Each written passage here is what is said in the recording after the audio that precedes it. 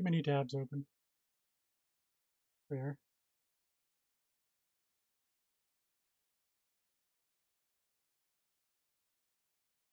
Anyway, okay, so if you're on Windows like I am, I'd start right here. Skip that.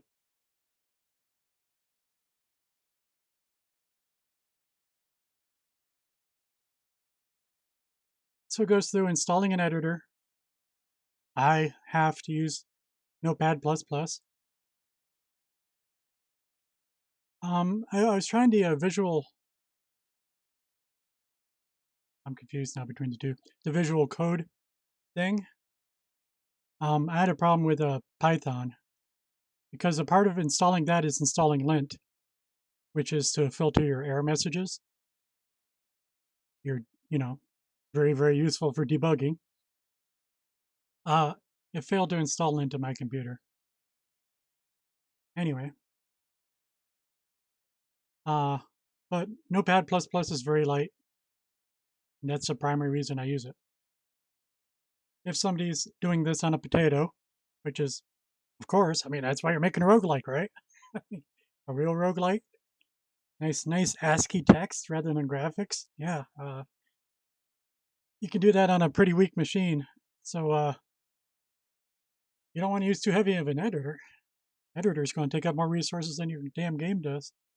Anyway, I like Notepad++. A lot of people do. Now, getting the LibTCOD.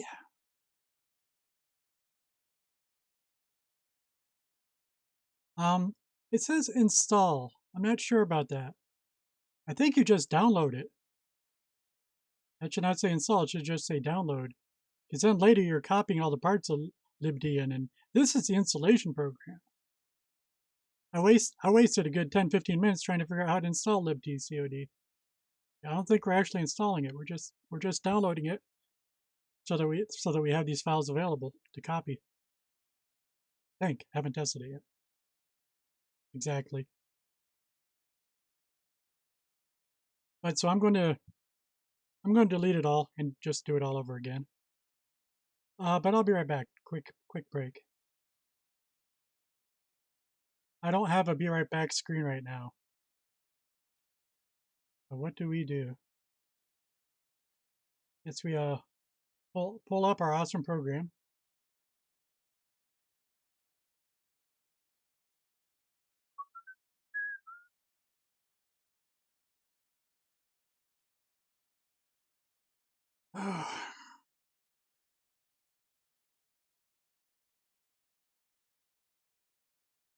First RL.py.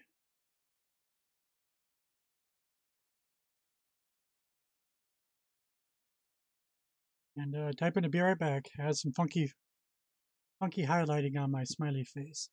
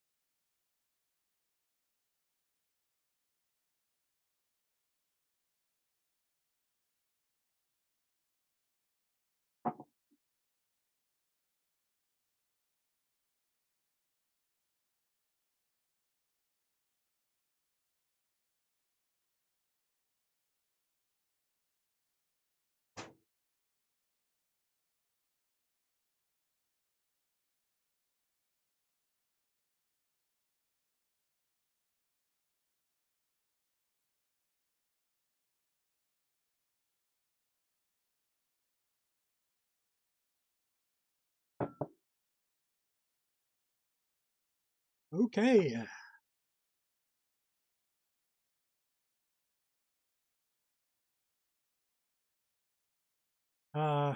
Shebang. Shebang. Python 3.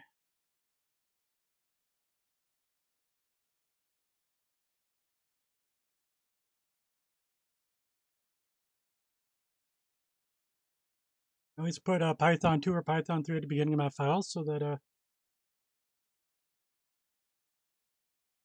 that the Python launcher knows which version of Python to use if you have more than one version of Python installed.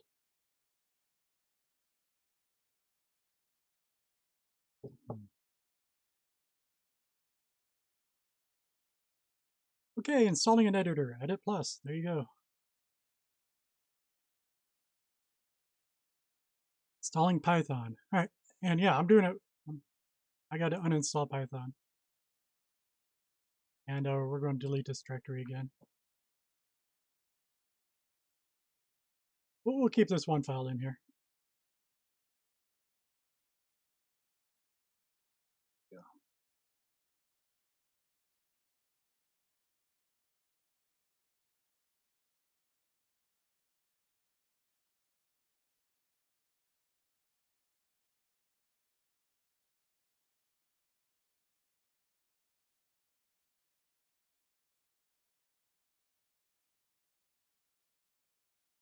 If it wants to respond, there it goes.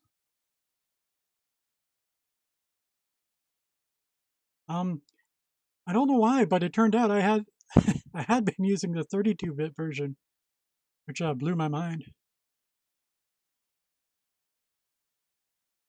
This will take a minute. And the libTCOD.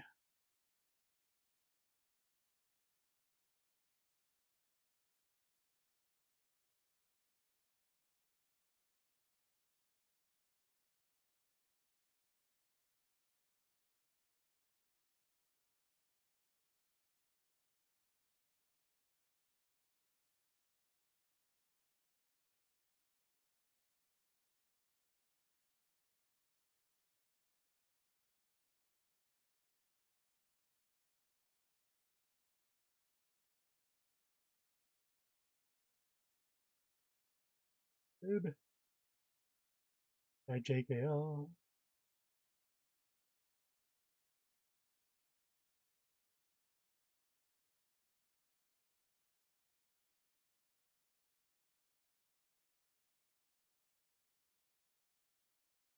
Okay, that'll be that. Okay, so I'm starting from scratch now, like I said.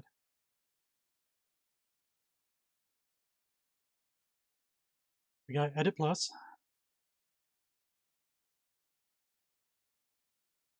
libTCOD. By the way, let me check the time right now. 32 minutes and 30 seconds.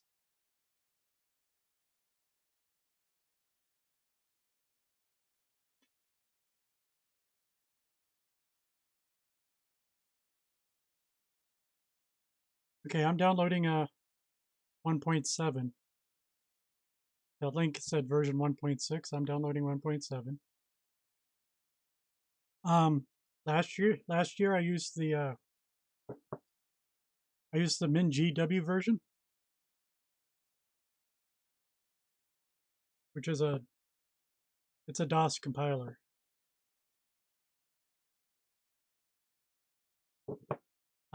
Whatever. But this year I'm going to use this one. Whatever. Apparently they both work. So you download that. It's small, 3.5 megabytes, already done. I hit show in folder and nothing happens. What's going on? Error popped up in my other window. If you have 7-zip installed or whatever, extract to its own directory.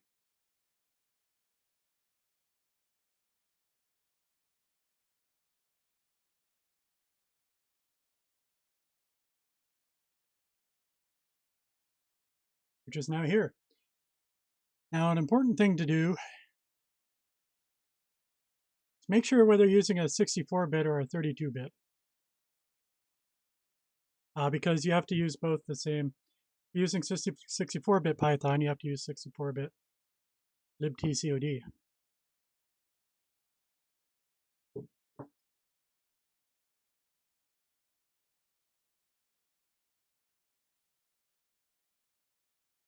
And so hopefully the next step says download Python. I am getting completely lost in what Windows I'm using.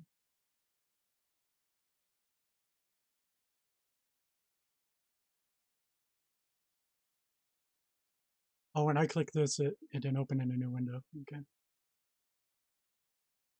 Installing Python. Download and install Python 3.6, which is the latest 3.6.5.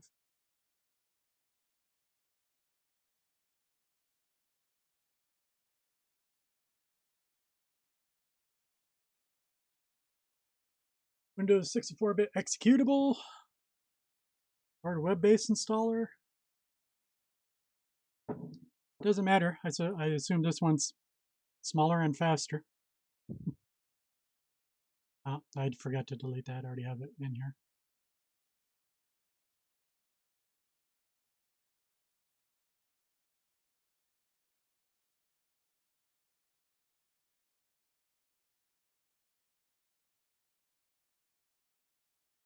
There we go.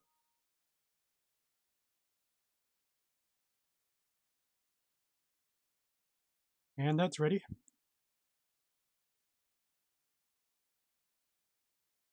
You can just hit install now. It is perfectly fine. That's not where I'd normally put it, but whatever.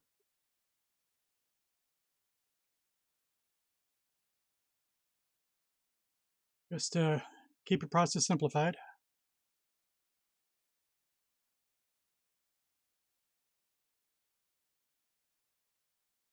It does take a minute. How's my computer temperature? Looking good. Good for me anyway. It's under 90. Hello. And you always got to hit these install programs where you got the bar going up and it stops at 100% and it sits there for 3 minutes. Right.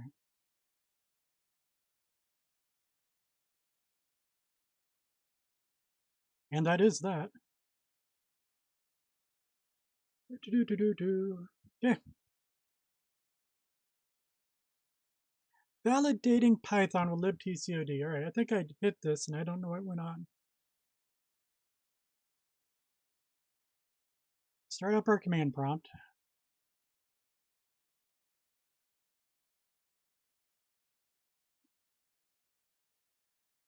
I have no idea what it's going to do when I do this.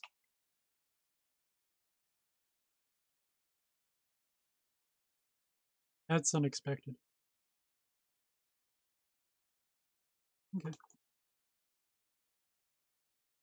And all right, this had occurred to me. On Windows, you shouldn't get into the habit of running Python. You get this PI. It's a pre-processing command. That for one, that's what actually chooses which version of Python to run. Whereas if you use Python, that's pulling up the python.exe that's in the path. If you have more than one Python installed, you're going to have more than one python.exe. So that's why we use Py. Interesting. And I'm not an expert. That's just my understanding and makes sense. You use Py, right? COD. Okay, a module named. I'm not surprised. So yep.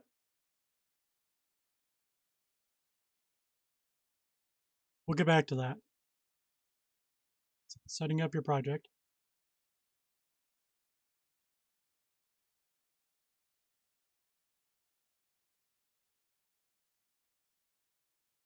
Oh, you're only getting 20 megabytes down.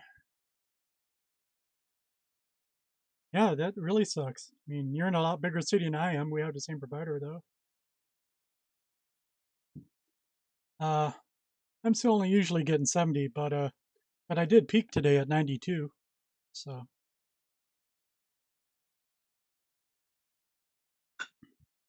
definitely more than 20.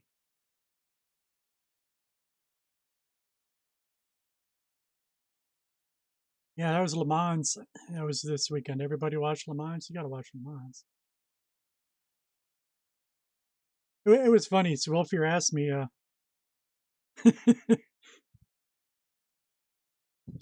he asked me if I'm going to make it through the whole race. Like, am I going to stay up all night and watch the whole thing? And I didn't get that question until I woke up in the morning. It's like, no, I'm sleeping.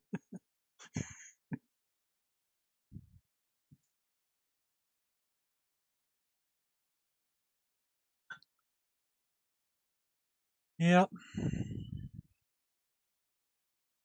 their support is still crap, but the industry standard is so low. I actually think Time Warner Spectrum's above average as far as industry average goes.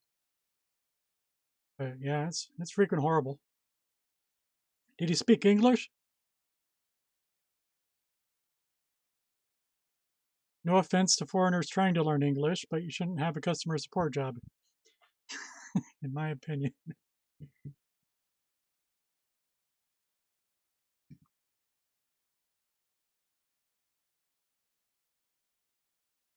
It's like I can't even understand anything my doctor says. Python 3. Oh yeah, just the project folders now. Okay. Where'd it go?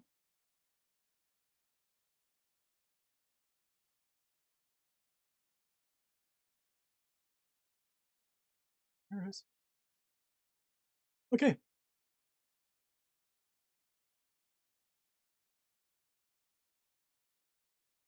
Make a folder, which I already have too many.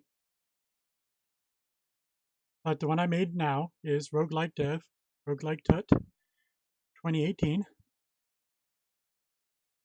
Even in my old roguelike tutorial folder, you'll see that there's 2 subdirectories, or more. Yeah, more. Even under the revised tutorial, I have one for LibTCOD and one for TDL, whatever. Anyway, RoguelikeDev, Roguelike Tutorial 2018. And it says, just make a file, I'll call it first roguelike.py. That's what this completely empty one was. But it's nothing right now. Just an empty file.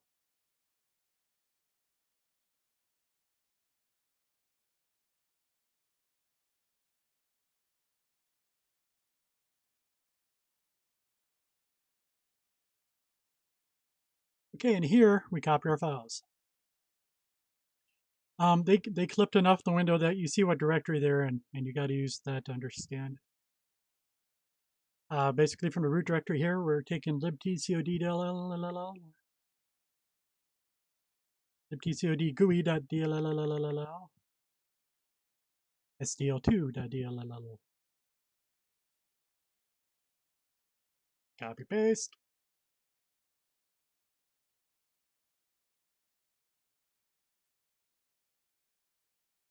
Now we go into a subdirectory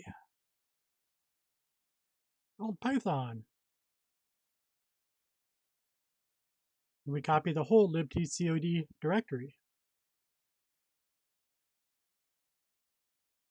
Boom, there it is.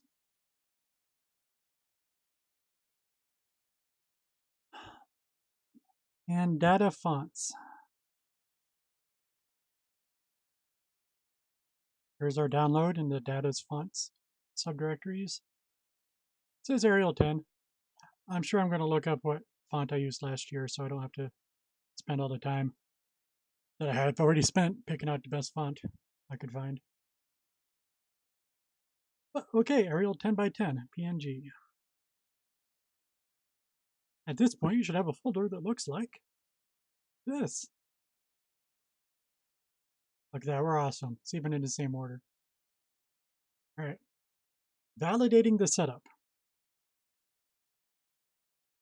within the libTCOD release you just extracted, you'll see a file called samples.exe. I do not see that.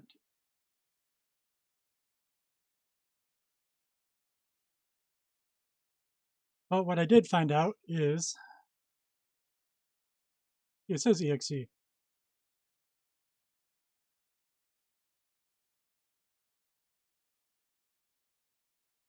It's not alphabetical, sir. lib becomes after ari.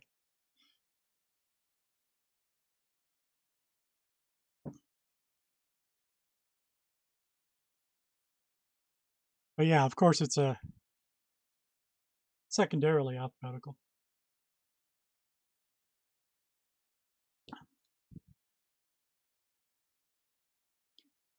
Just like I can't pass up every opportunity to be an ass. I have to be an ass once in a while.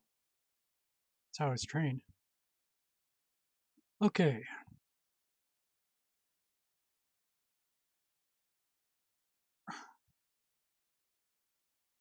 But yeah, look at these exes. There's sample C and sample CPP. But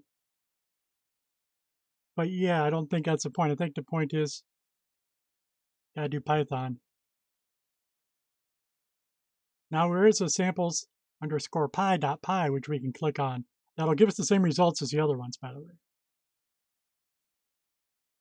But this, normally, when you when you start up a command prompt in Windows, you're not expecting to be able to make all these wonderful colors. And whoop, that was a bad move. I switched to full screen. I don't think it's going to be replicated on the stream.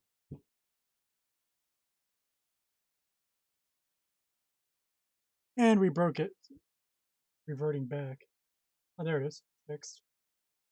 Yeah, that's a lot of colors and a lot of letters, and that's what we want for a roguelike. But I do still believe it's not installed right, getting back to what it's set up here.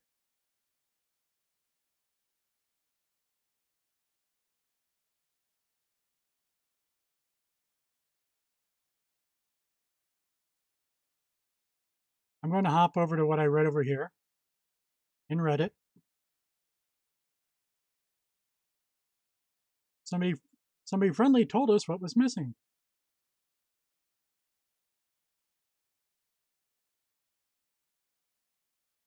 So I'm working on part 0, and I'm on the step to validate Python with libTCOD using the following command line from the command prompt. However, Windows gives me the following error message. Oh.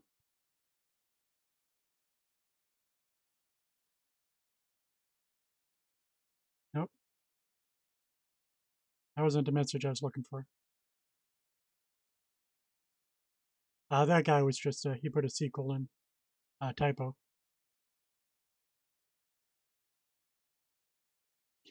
There it is. Got it to work.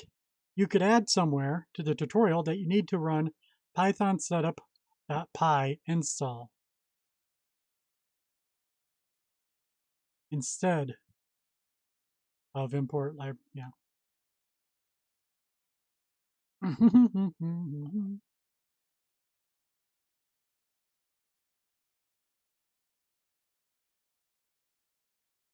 And I'm not going to be in the right directory for that. It's my download directory.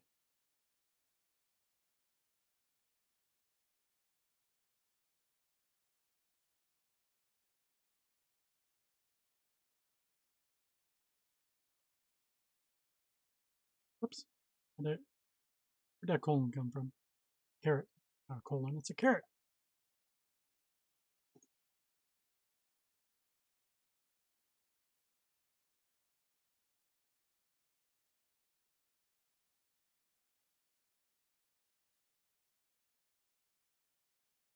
Where's the setup.py? Here we are. Okay. Python. Be back shortly. I'll see you. Yep, appreciate it. Thanks for the audio check. Get your chat server back up. All your gamers relying on you will be happy.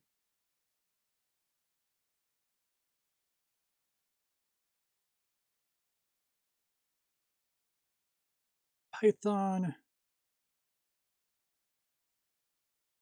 I'm lost. It's here on the screen someplace.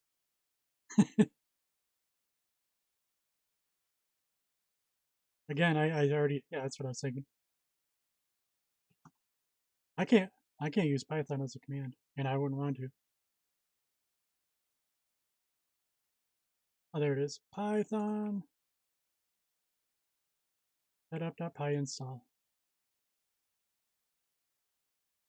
Forgot how to type. Here we go. Okay, yes, that step is missing. Much better.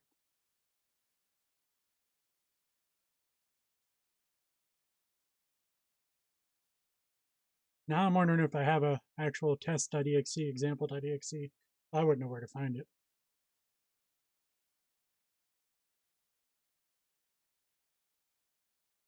But so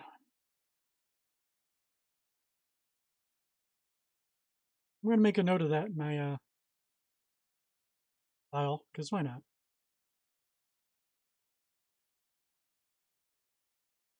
Because I'll have to mention it to my younger nephew, my youngest nephew, if he's going to try to do this.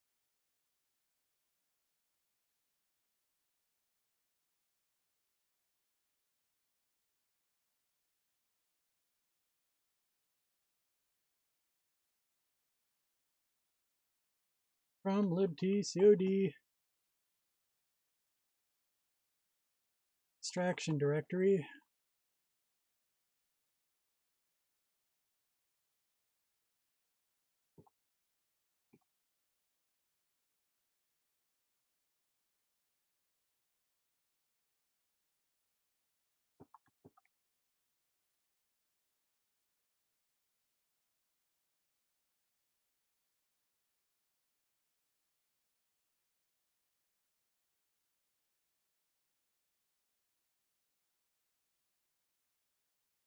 Okay.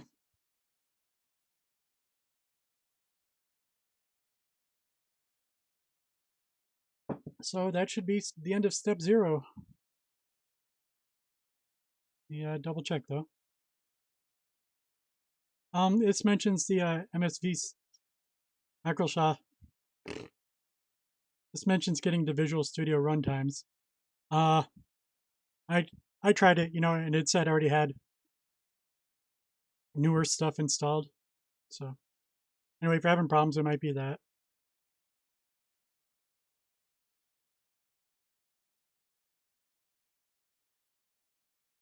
On to the next section. Anyway. Okay. Part 0 should be complete. Part 1, drawing the @ symbol and moving it around. Excuse me.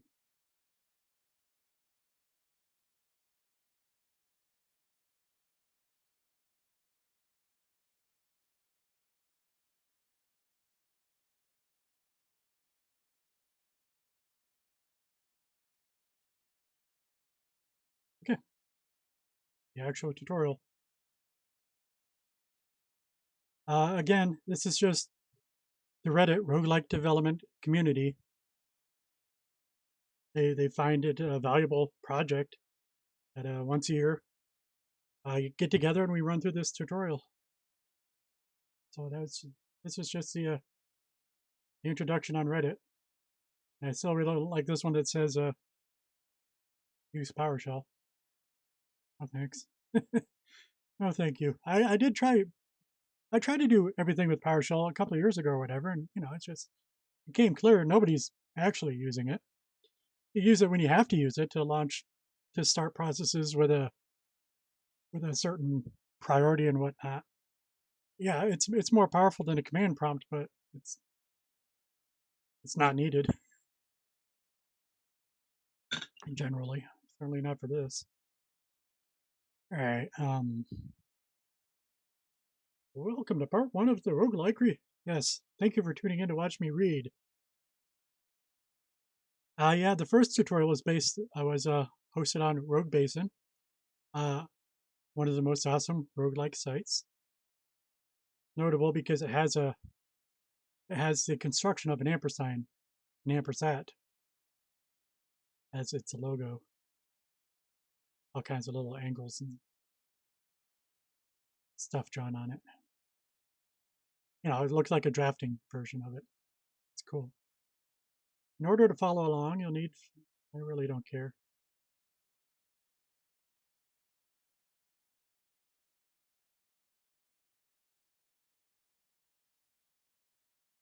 You should not attempt this tutorial if you're new to programming. Apparently, I disagree with that because I thought it was a really good introduction to programming. Now, I wouldn't necessarily do it without any support. But again, that's what we're doing here. This is why Reddit's doing this thread, is so that we have some community support.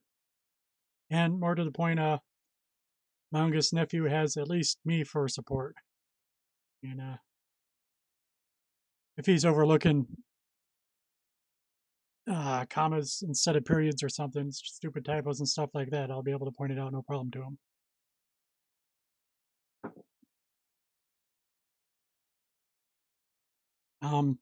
It's a very tight tutorial. It doesn't say, so go ahead and create 3 more classes that do this. No, it's not open-ended like that.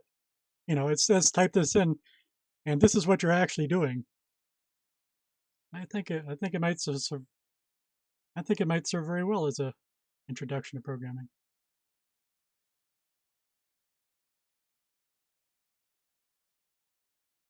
Okay, import libtcod. Yep. COD pi libtcod. And like the main thing I want to do is import it as something I can pronounce, libtcod. But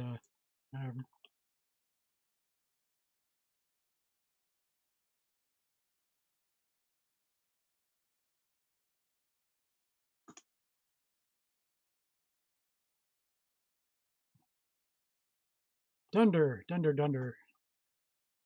Python programmers call a double underscore a dunder because it's popular and it needs a shorter name.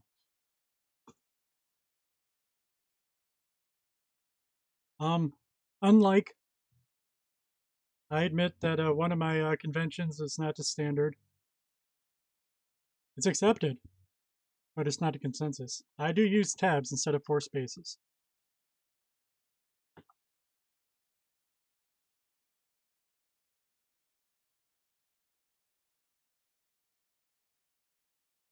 I use tabs that are 4 spaces long, but of course that's a end user setting.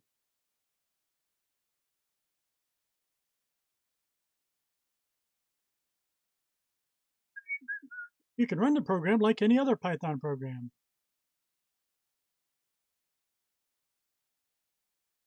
Did they say to name this engine? Okay. Instead of first roguelike.py, we're going to save this as engine.py.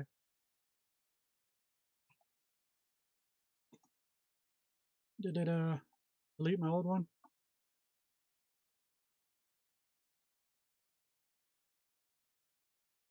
That's still there.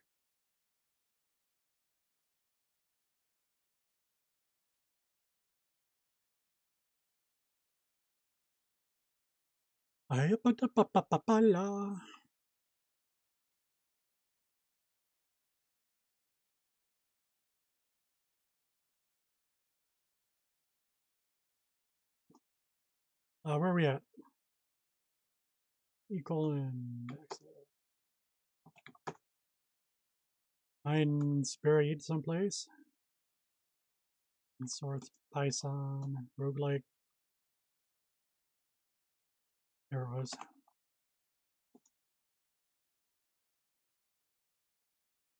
Py engine.py.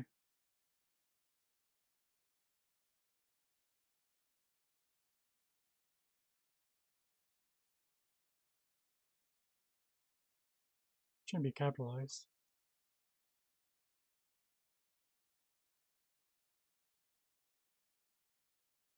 There we go. It works. Amazing. I didn't get an error importing libTCOD. We didn't use any of the libc. See? It needs a name that I can pronounce. Huh. Hello world, amazing. Yeah. Yeah, we did not need to do all this in order to make Hello World work. Right.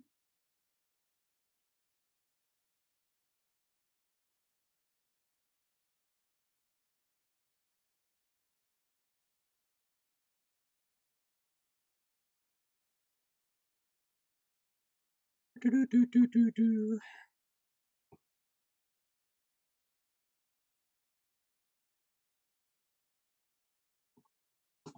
Standard DOS size screen, 80 by 50. You might want to type screen better than that.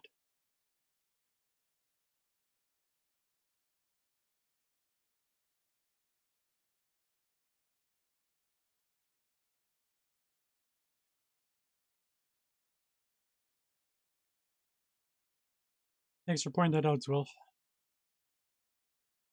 Yeah. One of the roguelike links says that you don't need prior experience. Just happens that the apparently the one from we don't know if it came from Rogue Basin or the first person that revised it, but they even underlined it. I don't know. You need to have more faith in people. People are smarter than you think. Even if they're not smart, they're more determined than you think. I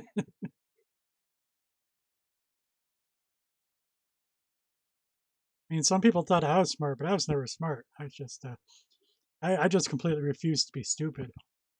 Just persistence.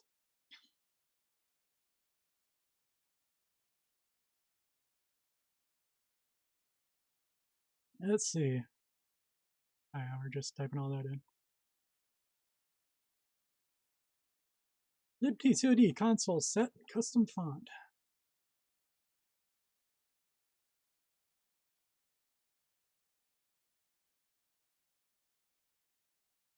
Oh, man. Wow.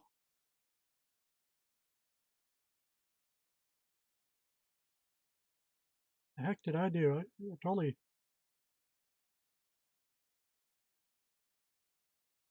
Oh, console. And I couldn't figure out what the typo was.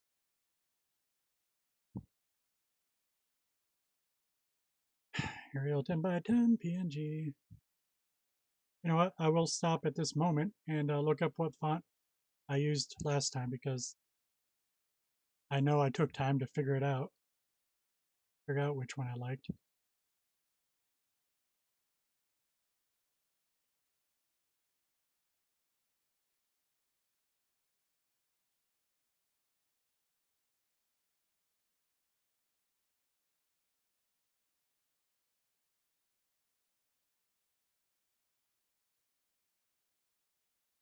Well, there I'm using Arial.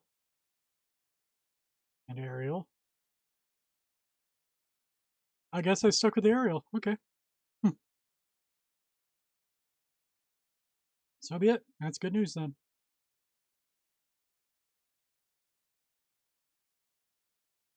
Unless I used my own Arial. Never know. That I went with 10 by 10 does not surprise me. That is a good size. ng libtcod dot font type grayscale. We're using the British spelling of gray.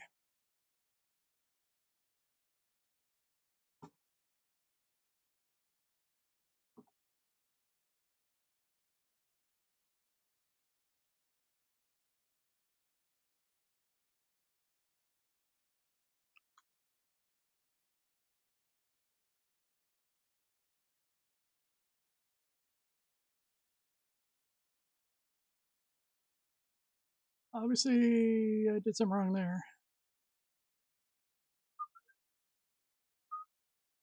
Hit an extra character.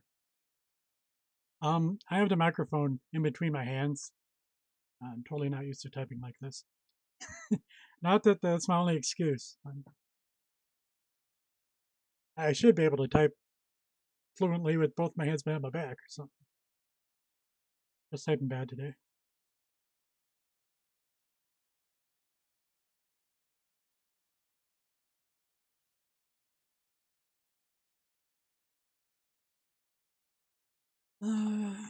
So all we did there was set the font. A pretty big line to set the font.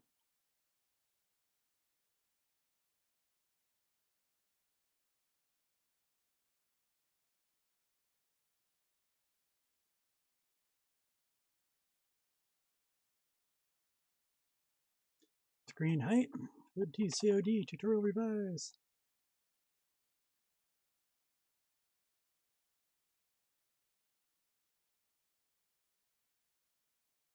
Really going to tick me off if we, oh, I can just, all right. Okay, that'll work.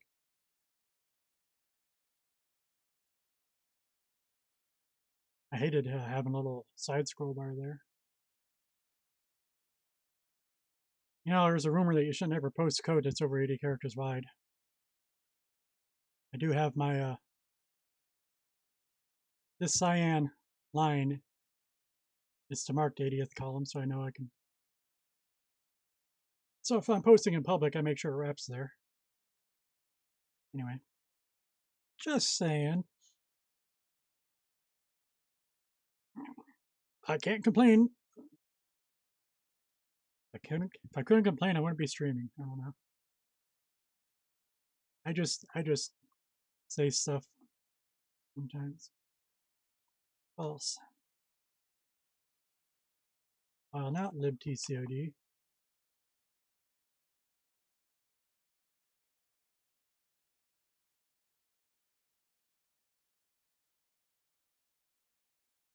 Console is window closed. And I do really like the wording of that line. File not libtcod. Console is window closed. File not window is closed. Yeah. Yep, I like it actually. I'm not kidding. Now, and here's where we point out, you know, you can see that my text is automatically wrapping. That does not count as a Python indentation, which we can tell because I'm showing my tabs and actually white space characters that you probably barely not make out. But there are no tabs here because it's not indented. It's actually all one line, just scrunched onto screen.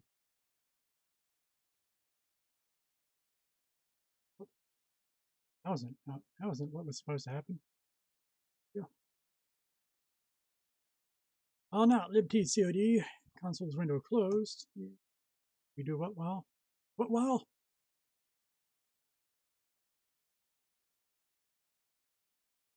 Console set default foreground. Huh?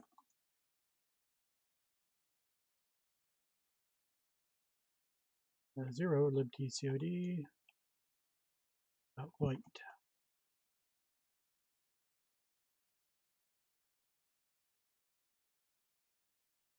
So I'm instinctively thinking that this is our main while loop. I mean, because it's while the program's not closed, so it's all the freaking time, right? That the first thing that we do is we set the default foreground color to white. I'm wondering, why do you have to set the default more than once? But I'm going to presume that that it is needed for when we change colors. Just whatever. I'm just saying, I don't know what I'm talking about. It's just what was going through my head, so I thought I'd mention it.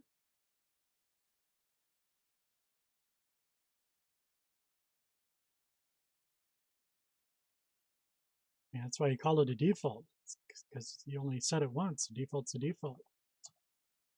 Right.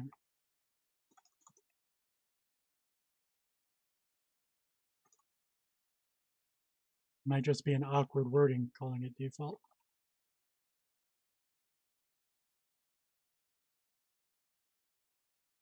Okay, we put an @ sign and then we flush the console.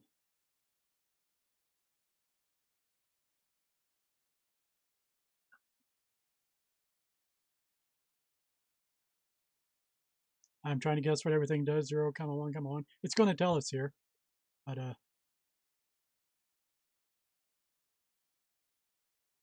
wish I could at least guess where the XY coordinates were, but I can't for sure.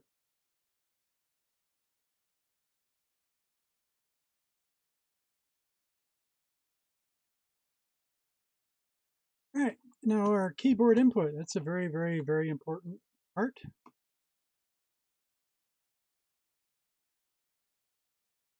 Every computer programmer needs input and it needs output. And that's very true. If it isn't true, it means it's completely trivial.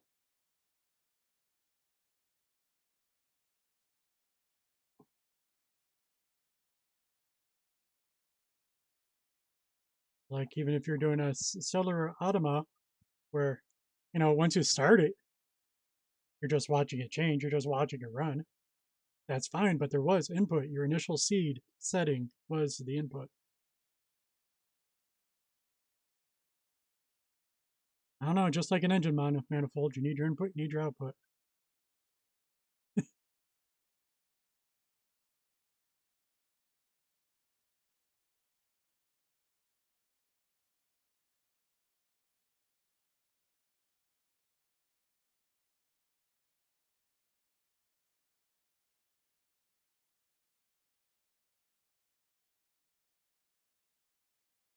So, console check for key press. If somebody presses the escape key, return true. What? I have to admit that confuses me. I'm not. Oh, it's returning from main. Okay. I understand now. Yeah, define main. I forgot that we were within a main function. It's like, what are we returning from? We're returning from the function called main here. Find main, return true. Okay. All good.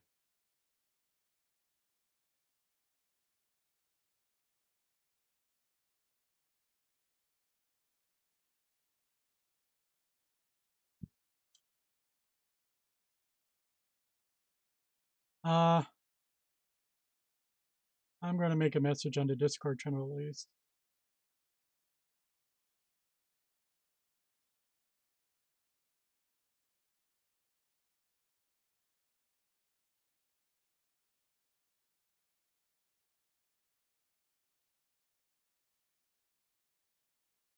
I'm streaming my RoguelikeDev tutorial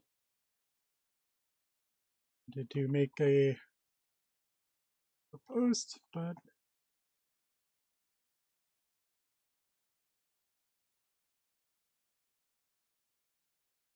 I failed to do so before I started streaming.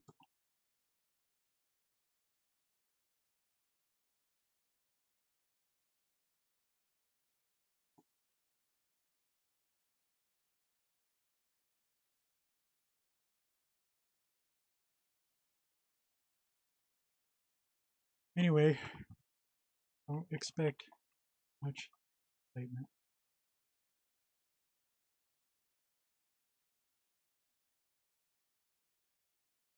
Okay.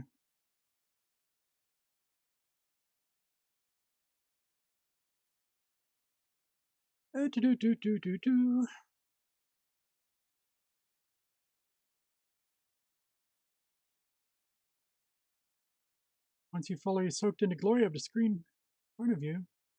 Okay. All right, we're ready. There you go. All right. So it was 1, 1. And now we do know, yes, this second and third parameters are the x and y coordinates, or y and x. Anyway, they're going to tell us. All right. Okay, there's not a lot going on here, so let's break it down line by line. And hitting escape should quit gracefully. And it did. Awesome.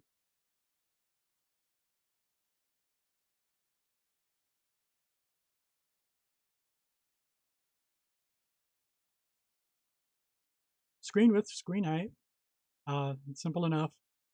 Nothing I'm going to get into.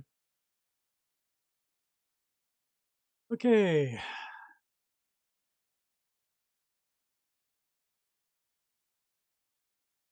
Set custom font. Grayscale, yeah. Whatever.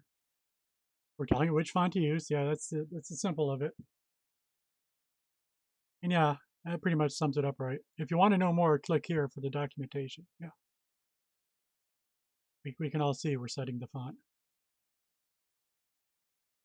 Set font kind of gives it away.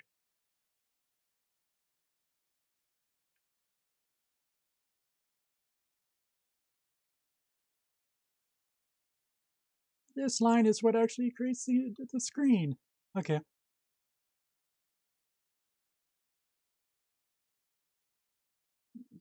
Yeah, I guess if you're brand new to programming,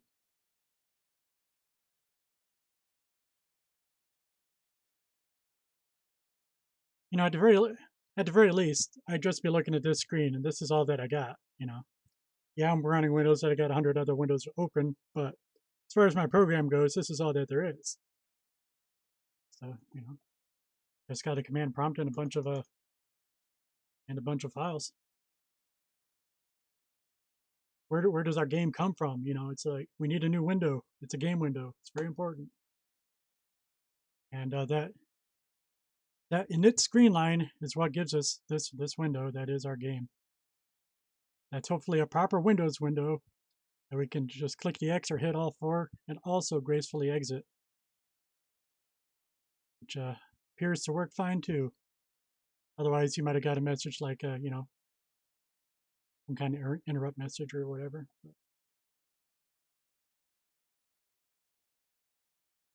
It's that's actually the magic line as far as I'm concerned.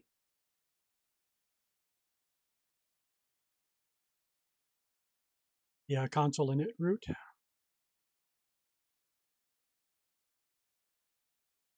And right now I'm just speculating, but I bet you a root so that you can have child windows or dialogues at least. But it's just a guess, so I shouldn't say anything.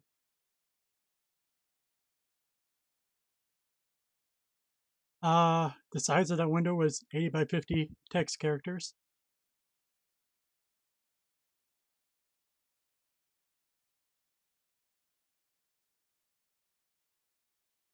And we gave it a title name, which I didn't point out.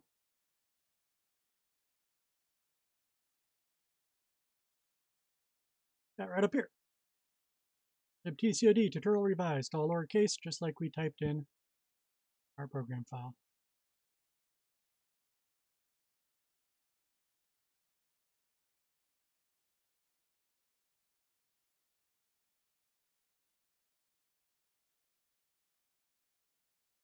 Oh, that last one's whether it be full screen or not. Interesting. Because I'm streaming, it will not be full screen.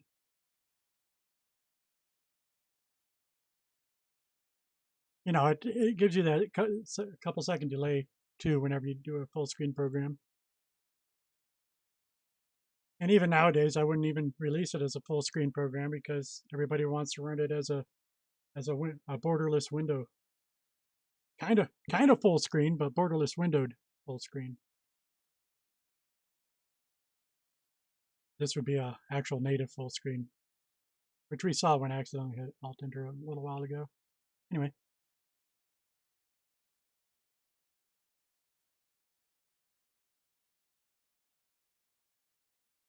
Okay. Going over what I already said there. While not window closed, that's how we're telling it to end our program. While not window closed. So that means if the window is opened, don't quit the game.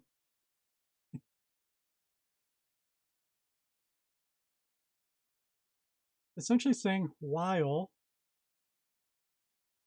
the window is open, keep running. Everything that's in a while loop is what's running our program. This program is going to run while the window is open. The fact that it has like a double negative with it having a not and not open, that's just your typical programming stuff you got to get used to.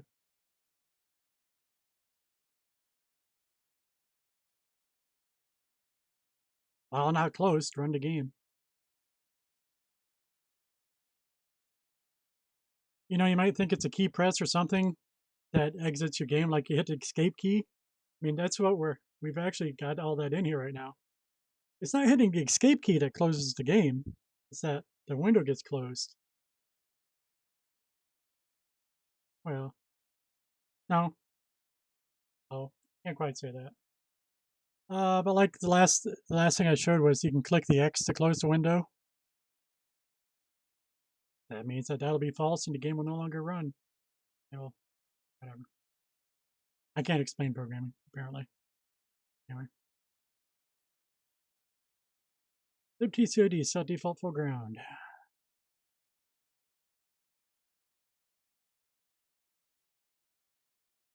Says we can change it to red and check out what happens. But I guarantee I want my at to be white. So we'll go over that later.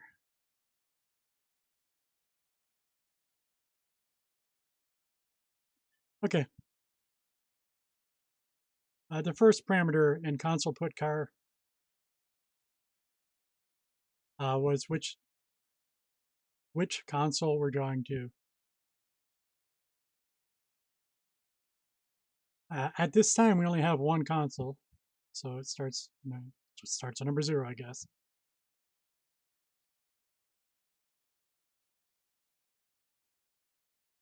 And the X and Y coordinates are next, which we figured out. Didn't know for sure whether it was a Y and X or Y, but convention is X and then Y. So this should be further to the right. Why is it still running? It's still running. Yep. That's 10, 1.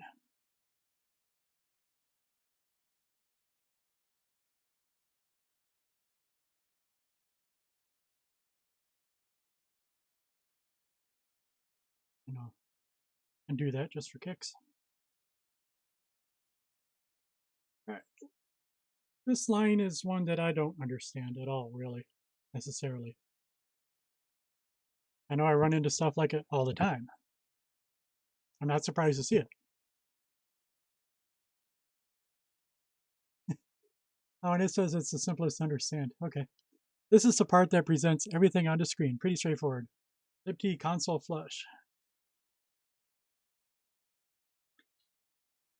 Draws the screen.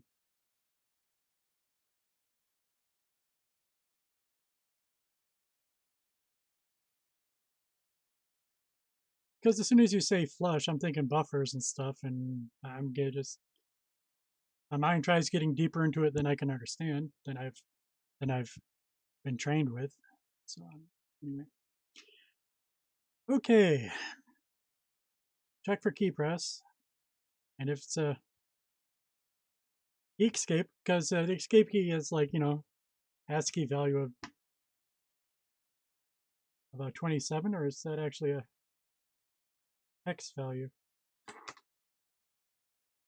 That's going to be decimal. I think it's like 1B hex, right? Trying to remember. It's been a long time since I did keyboard programming. Anyway, that's just that is a variable that represents the key code for the escape key. Was my whole point. You got to look up all the ones you want to use.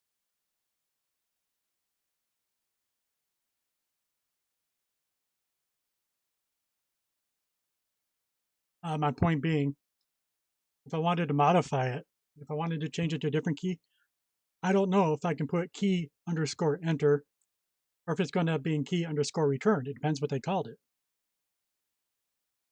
You have to look it up.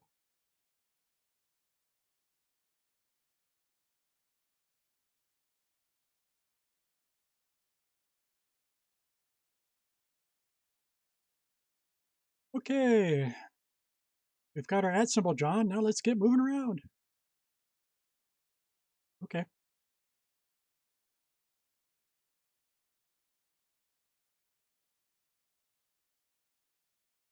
Now, at future points in this tutorial, it does get very confusing about where to put code.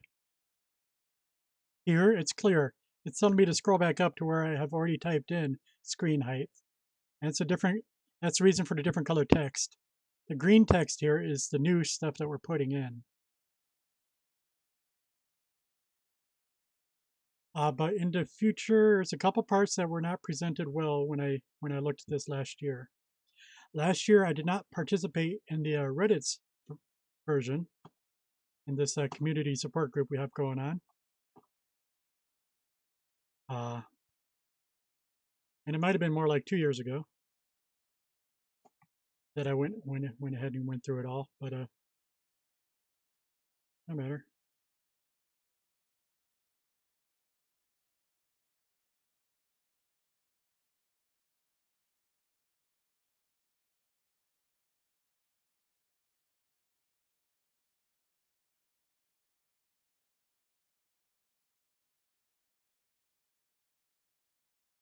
So this is saying to put our dude in the middle approximately, because we're using integers, and it's an even number.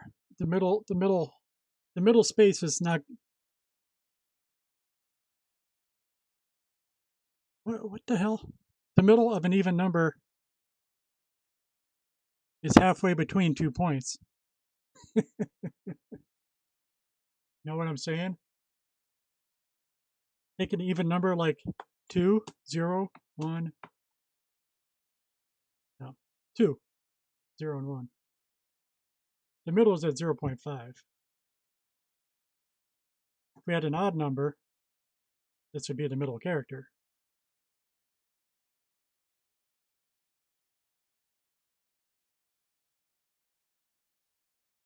If it was 7 wide, this would be the middle character, the 3.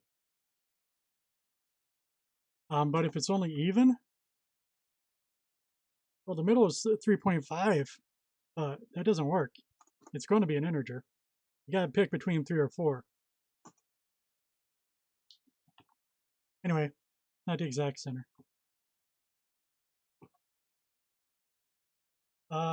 And let's figure it out. Screen width divided by 2. So that's 80 divided by 2 is 40. Take the integer of that, and that is an integer. But the actual middle would be at 39.5. So it's going to be placed to the right of the middle.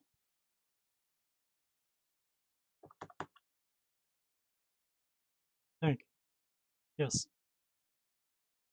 Although it depends upon when it displays it. If it's displaying it, if we're displaying it at player X and player Y, or if it's a plus or minus 1, actually. Because as I did, when you're talking about going from 0 to 8, you're talking about going from, excuse me, when you're talking about something being 8 characters wide, you're talking about going from 0 to 7. 8 doesn't come into it. There's an off by 1 error potential.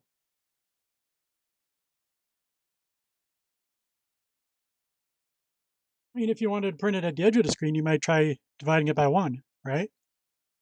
80 divided by 1, you'd be printing it at 80, except that doesn't exist. That should throw an error. And you know what? Let's go ahead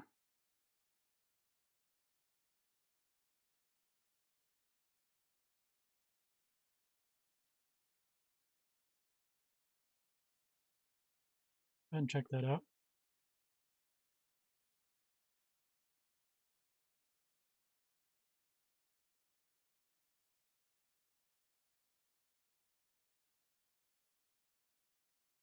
Need to know if that gives us an error or if it prints it on the next line, perhaps.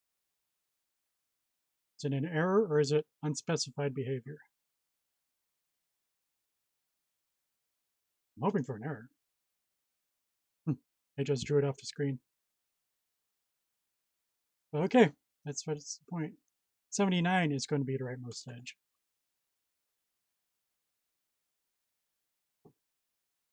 See, there it is.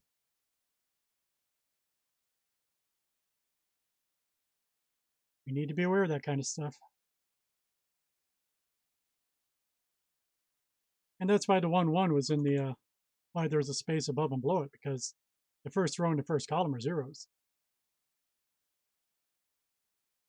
Empty row above it, empty row to the left of it, empty column, empty row above it, empty column to the left of it. Blah, blah, blah.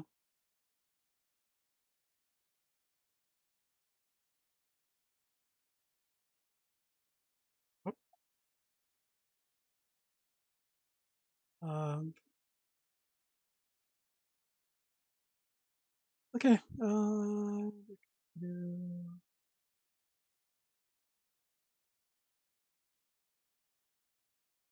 Yes, we'll say we'll emphasize their note here. These ellipses are not part of the code.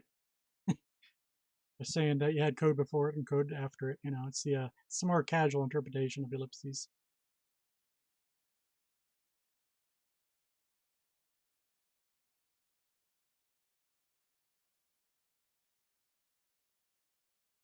And I'm not sure if it says, but we can go ahead and test it now. Whoop, I didn't save it.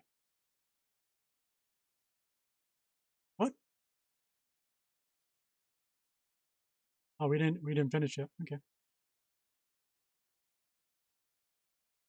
See, we assigned these variables, player X and player Y, to put the at in the middle of the screen, but we're not using those variables yet. The printout's still just forcing it to print at 1 and 1.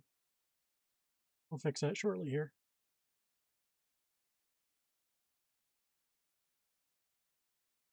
Yeah, right now, in fact. Replace this line with this line.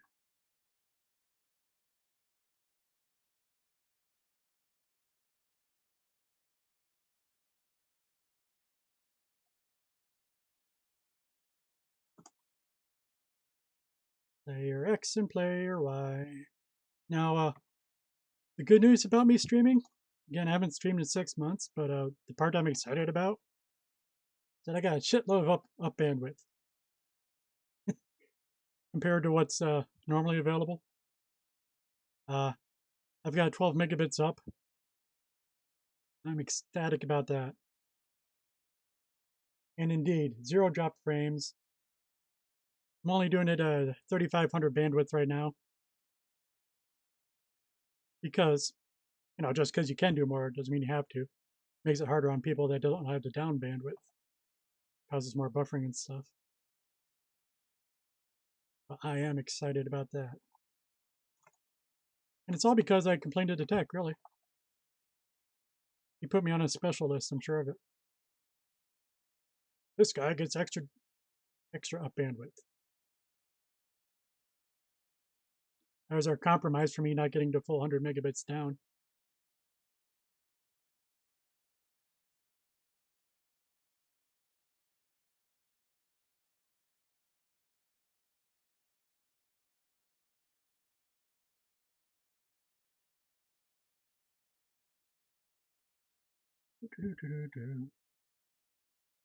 And we got the at in the middle.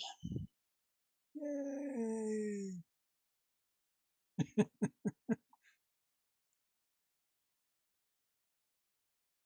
You know,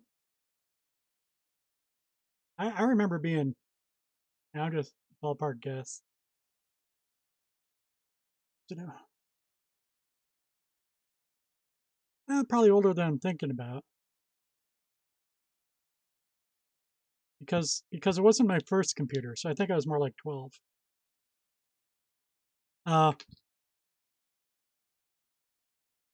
But the first time I drew a blue pixel on the middle of my screen, I mean, I was ecstatic back in the day. I knew magic was happening. But a lot of the magic has left me. It was a long time ago. I mean, but you know, you got enough information here to be dangerous.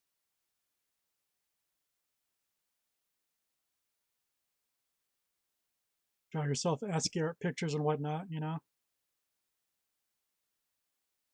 It gets a lot cooler as soon as you start moving that sucker around, though, and that's what we're doing. Okay, after the init, we are putting in a key.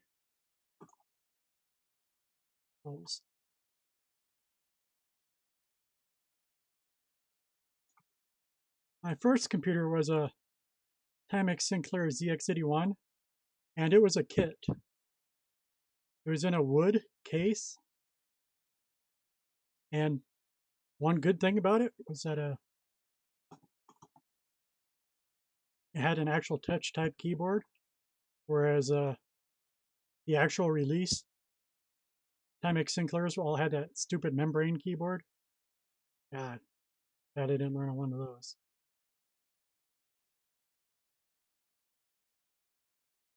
My dad got that at a garage sale. And a couple years later, pretty much short order, after he found out I was using it, I was using the hell out of it. After he found out I was sticking with it, he bought a more real computer, which was the Tandy Radio Shack Color Computer 2. And that became the Coco 3. Then I had a Tandy HX1000, whatever. I didn't do anything with that once I formatted the DOS disk. I didn't do anything with that once I formatted the DOS disk. That's a major joke if you know what I'm talking about. It's truth.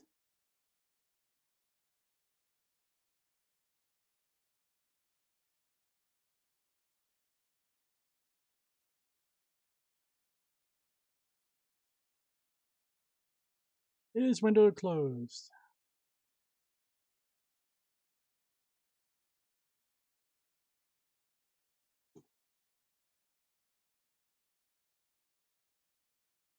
LibTCOD system check for event.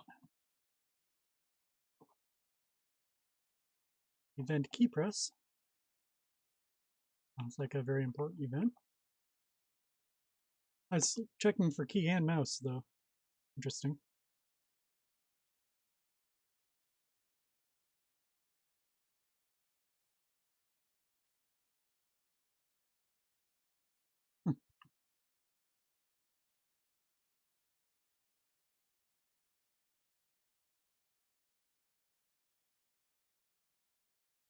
And this is a function that actually captures new events. Captures, typo. It'll update the key and mouse variables with what the user inputs. Again, we're only concerned with the key for right now.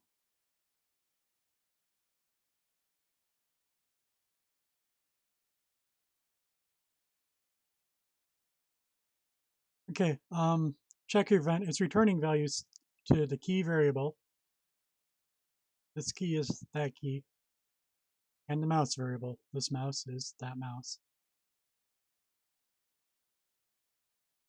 Using these predefined variables to hold the return from system check for event.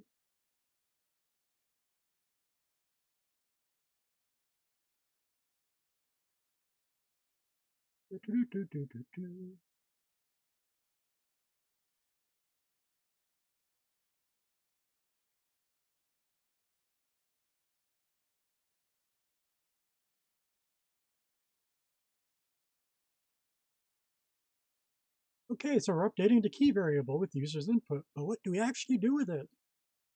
Let's define a function to handle the user's input. It will essentially translate the user's key presses into game action.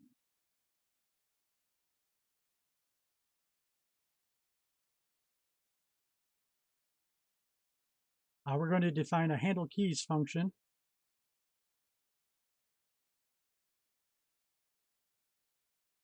which is actually something close to my heart. I had written a mud client, and the most detailed part about that was a key handler.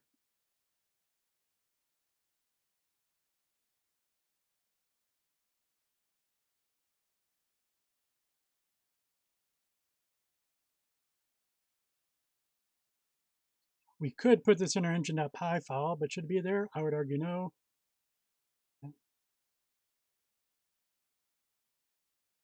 Oh, let's create a new file.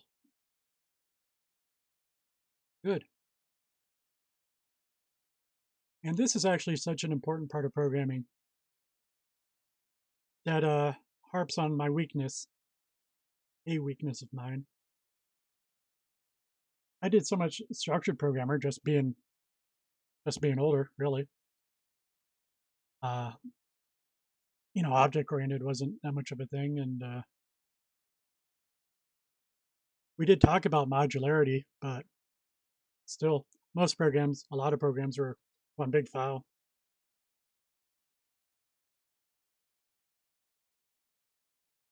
I still don't instinctively create as many other files as I should. My point. Okay, let's create a new file called input handlers. No extension or what?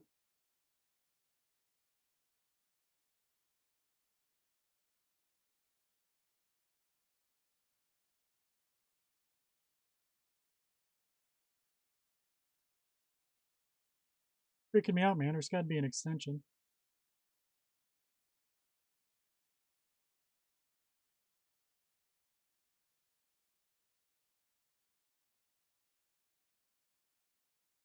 I'm going to cheat. Look at what I did last year.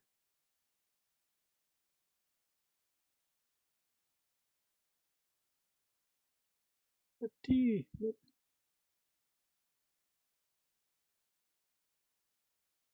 Not that. Through that directory.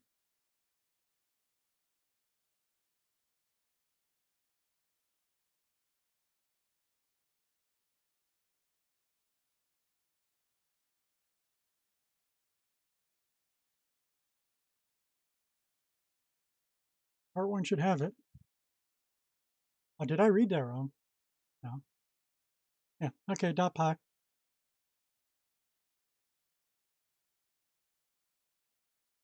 Really gotta, they should really mention that to tutorial. New file is called input_handlers.py. Put the code inside it. Import.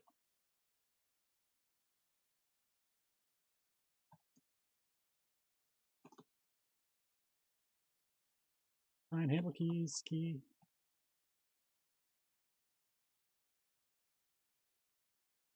Movement keys for our remark. Do people still call them remarks?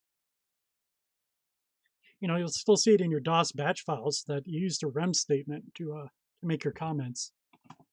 And rem stands for remark.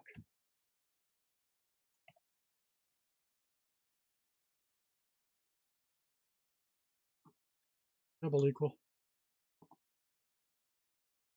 For people new to Python or I can't even remember, or other languages, I don't know. For people new to programming,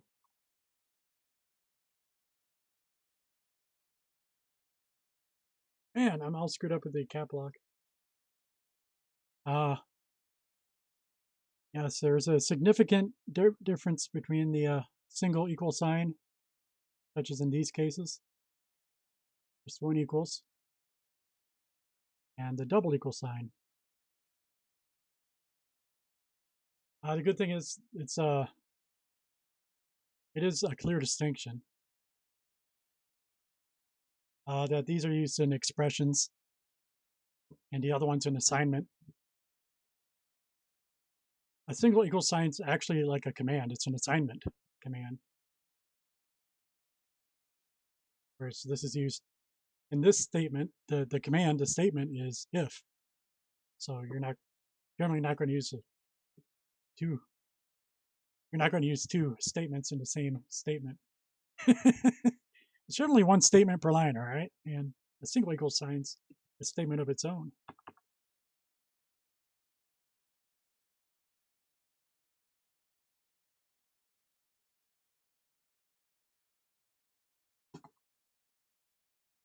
What? Why is it returning in brackets? It's returning a dictionary. But isn't return supposed to be a function now?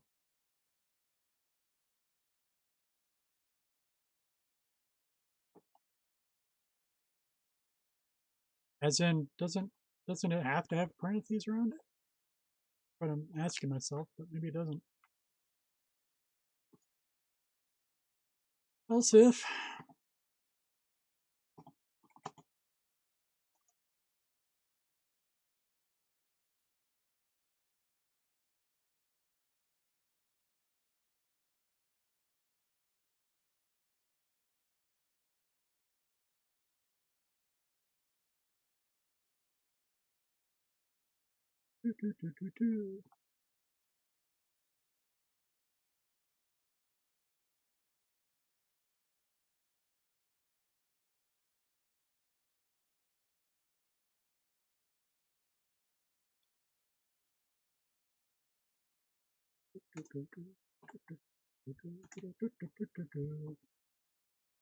like so. Now, of course, you can just cut and paste everything, but that kind of misses the whole point.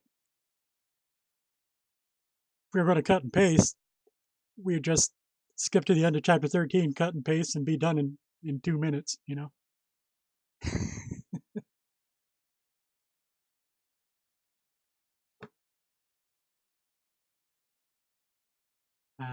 You're not, you'll learn a bit more doing it by hand.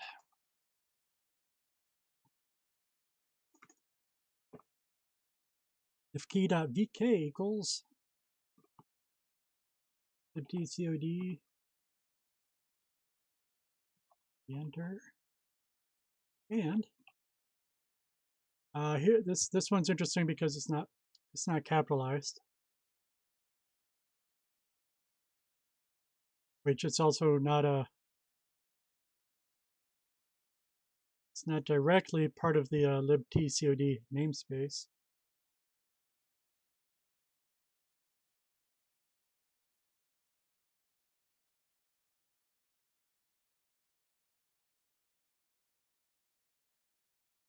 Alt plus enter, toggle full screen.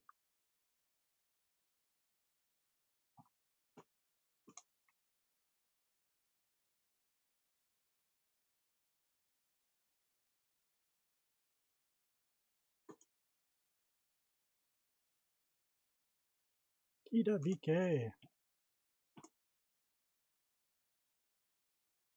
LibTCOD.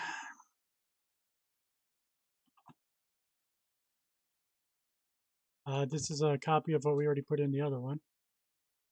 Exit the game.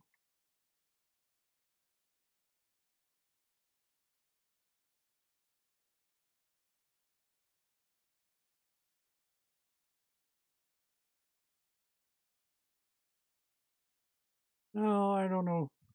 Feel like talking. So I'll just repeat one more time that sort of feel bad putting Adam down as my game title for the stream. But it counts. I play Adam.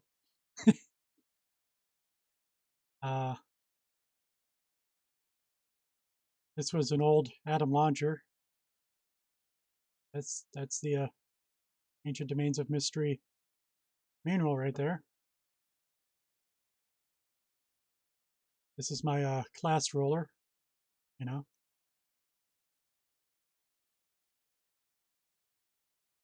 So you can do your Drakelin beast fighters and whatnot. Blah blah. All about herbs, you know. I'm not sure which one it is, but one of these is my current character. Not that one. Probably this one. Yeah.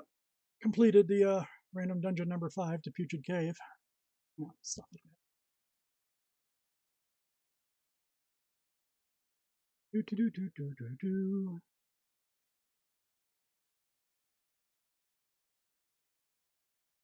didn't send another message to a other dude.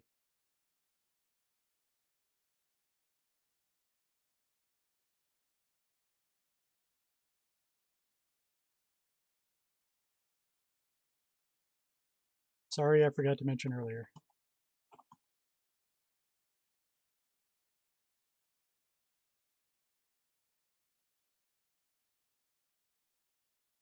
Okay.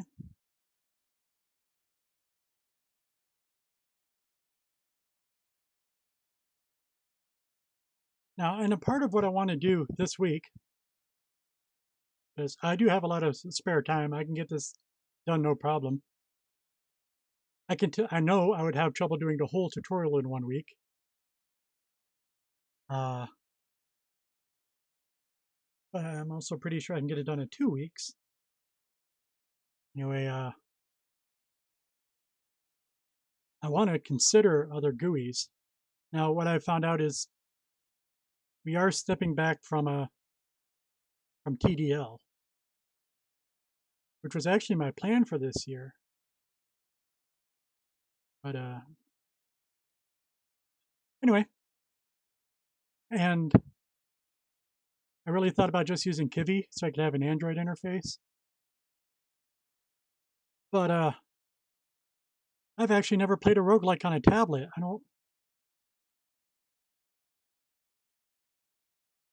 I have to approach it from a keyboard input point of view. so I really don't know what I would do there, but still, that's the kind of stuff that's running through my mind. Other stuff I might do this week regarding this project. Try different libraries.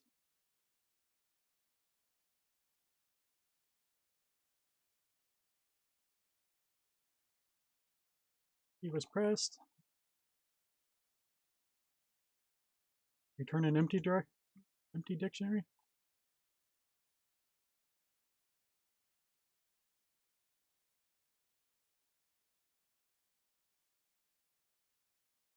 That's a lot to take in at once. So again, let's break it down. Now we're creating a function, a key handler.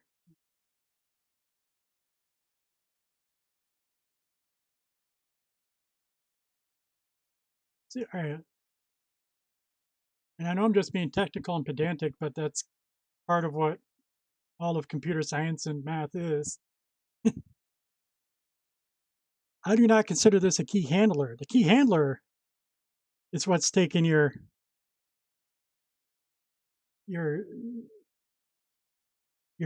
hexadecimal byte value of 0 times 1b, if that's what it was, and saying that that's an escape key. Whatever is returning this value of key escape when you hit the escape key, that's the key handler.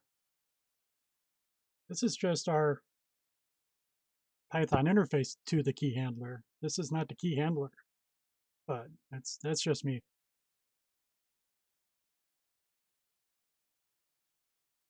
It's the key handler that's detecting whether you're hitting shift and stuff, and so it's a lot more complex than saying key enter and left alt. Anyway, and a key just takes one argument, key.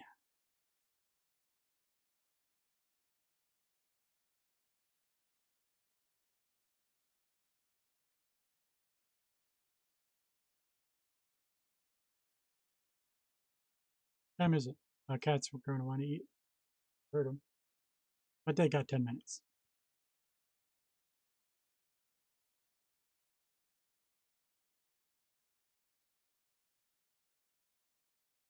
Okay, if key.vk equals key up,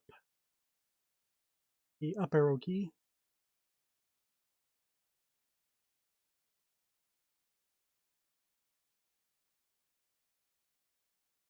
Now that should be either the 4 arrow keys by themselves or the numpad keys when numlock is off.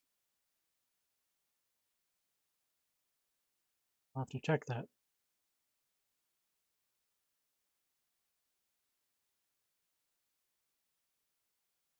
So the actual move command when you're moving up, your x-coordinate's changing by 0. Your x-coordinate stays the same. When you're moving up, your y-coordinate decreases, decrements by 1. Decrement. You know, I had to, if my point was explaining that, I would explain it better, draw pictures and whatnot. Just, it is straightforward.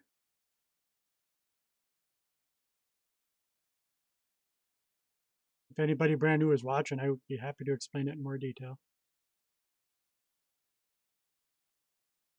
And I actually used to do it by using truth values. You know, you could say something like,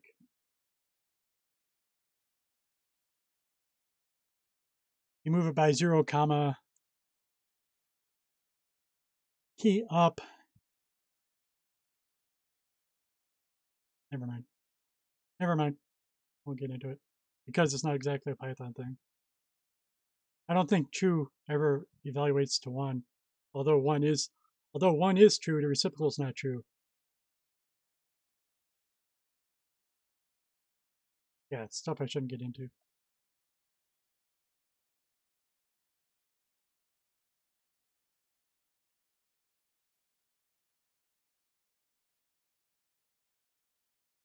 See, if I type this, it's going to say true. If I type this, it's going to say false. But there's no reciprocal way to do it that I know of. Never tried.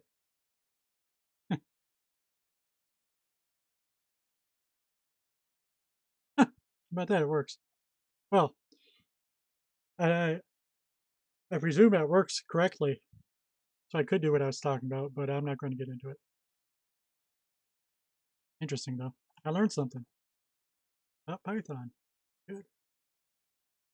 Python truth values. It's very basic. I mean, it's in low-level stuff. Fundamental, that's what I mean. That int true is 1 and int false is 0. But mixing types is no laughing matter, not to be taken lightly.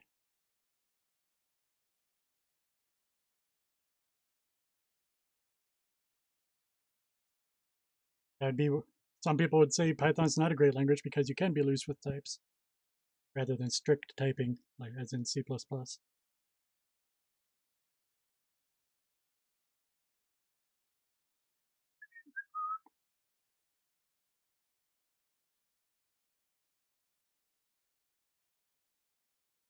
And it just occurred to me that new programmers don't know what typing is.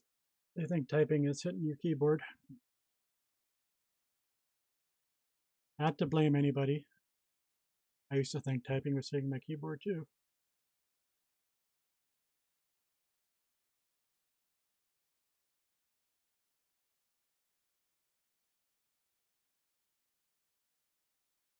No, I have no idea what I'm doing.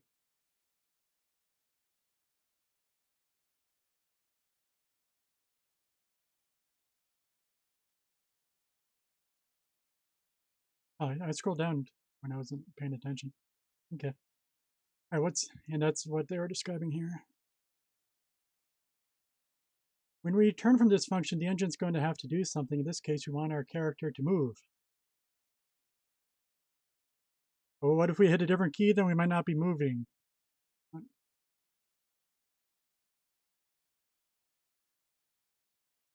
Okay. One way to handle all the different possibilities is to return a dictionary from this function, which the engine will read and decide what to do. We're returning a dictionary with the key move, and the value is a pair of numbers. So anyway, anybody new to Python, because it's in brackets, curly brackets, braces, I always say curly braces and square brackets. Since it's in braces, we know it's a dictionary, and that's exactly what I said when I was first typing it in. That is a dictionary. Anything in braces is a dictionary. In this instance, we're returning a dictionary with the key move, and the value is a pair of numbers that tell the engine what direction to move the player. The up key will move us 0 on the x-axis and -1 on the y-axis.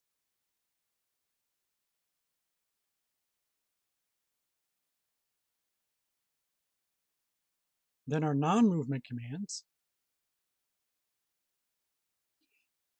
both the Alt-Enter and Escape,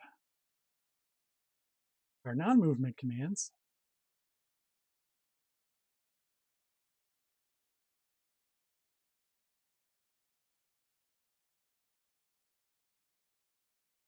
yeah.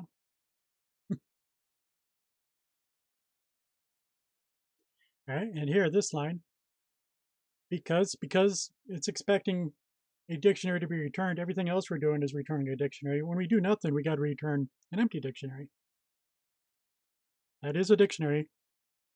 It is the empty dictionary.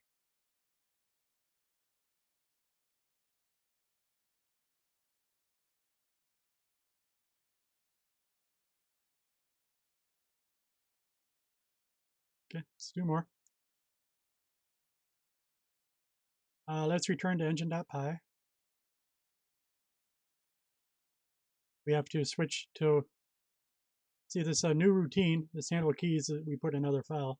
So we got to change what we were doing before to use that other file and to use that other function, handle keys function.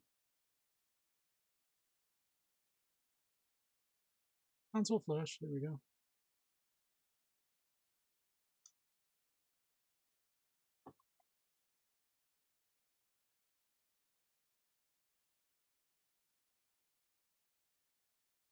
Yeah, get rid of that.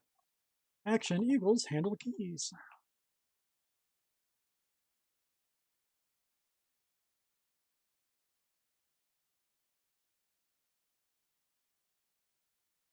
Move equal action.get.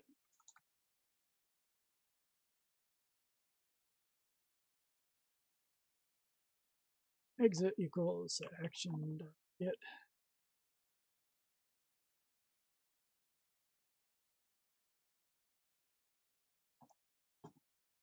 So I'm going to jump in right here. What it's doing right now is it's getting these from the dictionary. Like we said, if you do nothing, it's returning an empty dictionary. So if it tries to get move, well, it's not in the dictionary because it's empty. Nothing. That's what we're checking. Is move in the dictionary? Like, well, if you hit key up or key down or key left or key right, move will be in the dictionary.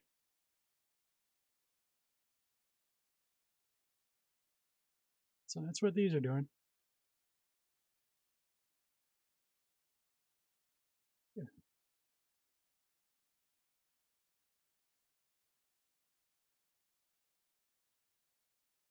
If move. I've actually noticed in the Learn Python subreddit, there's actually a lot of people confused about this shorthand statement, which is equivalent to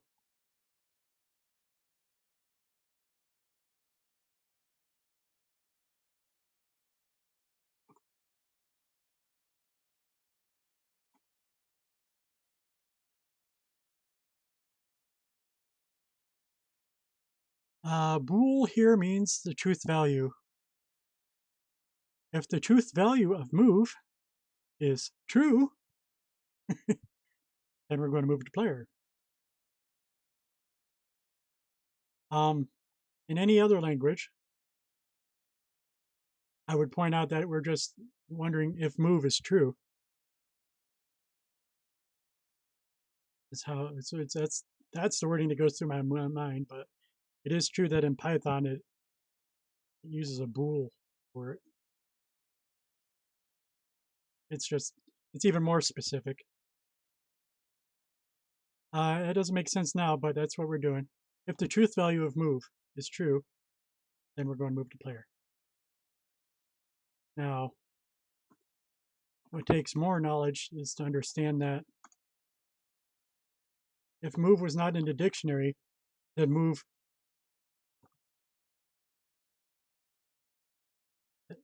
is going to equal false. It's not. Yeah. I should write out a lesson to explain that fully.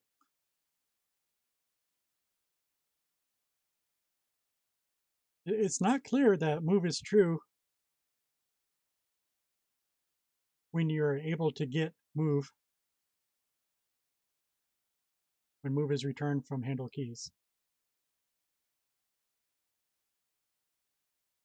Not clear at all.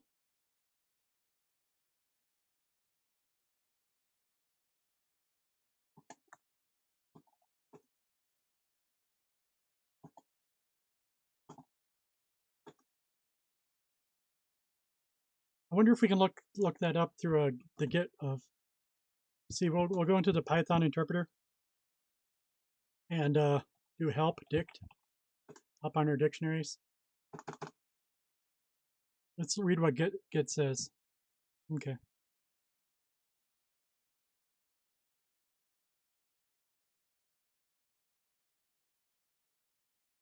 It returns the dictionary element if it exists.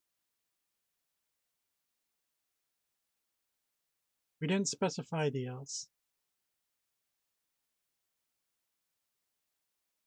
Okay, it defaults to none. See, if move doesn't exist, it returns none.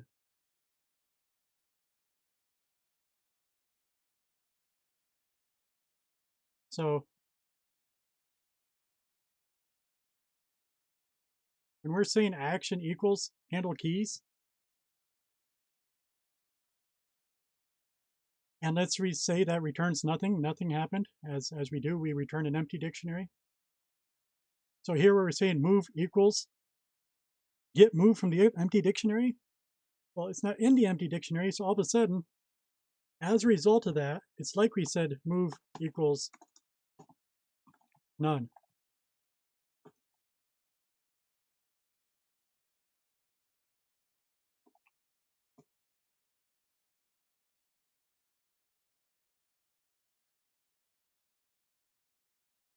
And another way to interpret this is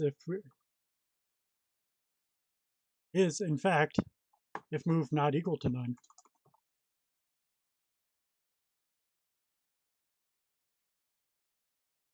That would also work. You can shorten that to if move.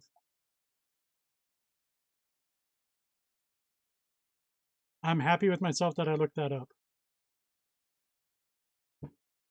Python gives us the option to,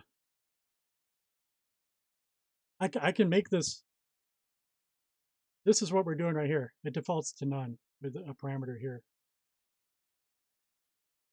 If move doesn't exist in the dictionary. But anyway, it's nothing we need to know about. But I learned a little more Python. Okay. Glad I looked it up.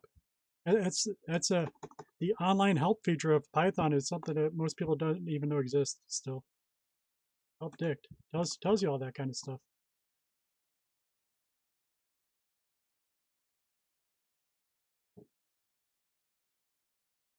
Defaults to none. If what you're trying to get does not exist, you will have the value of none. Okay. We just exit that back to our command line.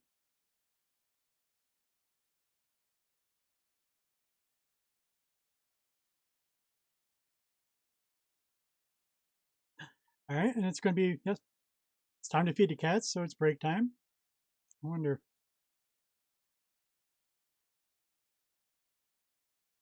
I do need to compose a be right back screen, but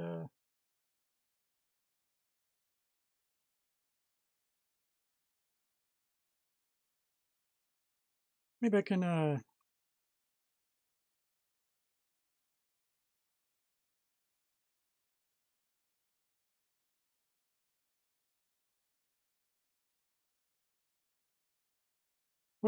whoa, not a YouTube video.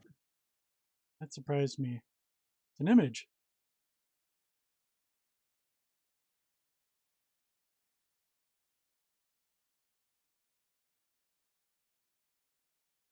There. I believe passerbys will understand this. I'll be back in a couple minutes. See if I can figure out how to mute my mic this time. Again, it's a just use my webcam mic. Does not have a mute button on it. There we go. Be right back.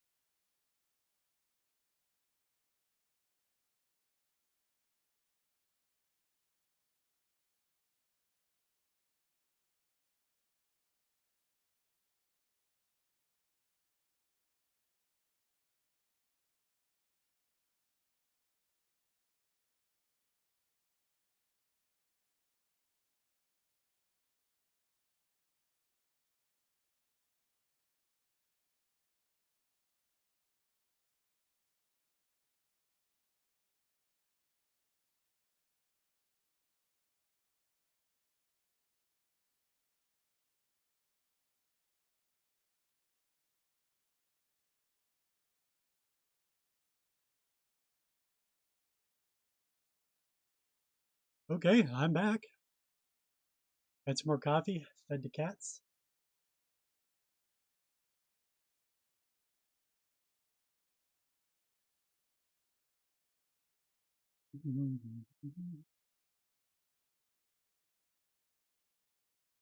Uh, yeah, again, I'm sorry, I haven't streamed in 6 months, and I've reported my computer since then. So like, I didn't even have a be right back screen set up or anything. What are we doing here? We're trying to get that ad to move around the screen. It's pretty important. Hot coffee.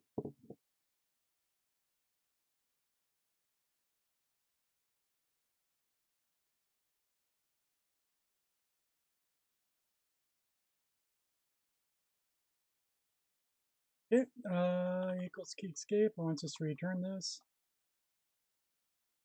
Yep. Change. Right here's a good example of what that function we created does. Rather than seeing if there was the escape key pressed, we're just if our function returned the exit, and exit equal action get exit.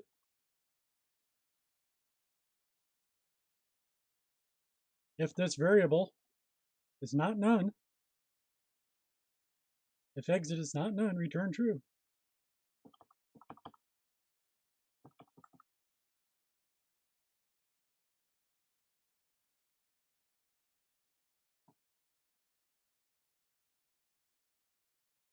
The full screen,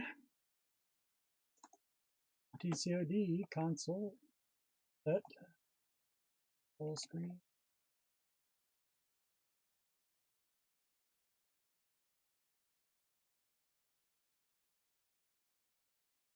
Yeah, I'm curious about the if we can scale it to full screen.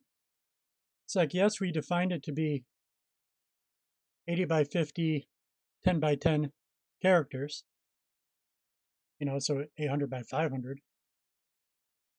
But can I scale it to 1080p?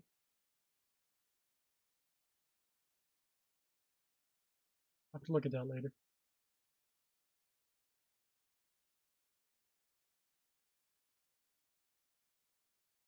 Okay. Obviously, the lines in red we're deleting. Okay, yep, we have to import our extra file here.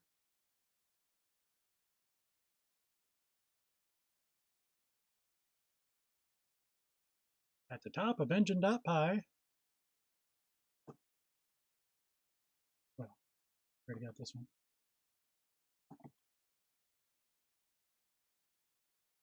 Typing in exactly what's already up there, I'm sorry. From input handlers. Import handle keys.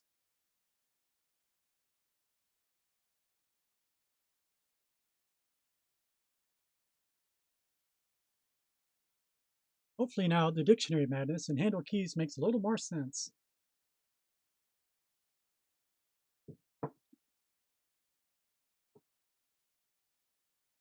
I'll just continue to read here. We're capturing the return values of handle keys in the variable action. Variable action. There we are.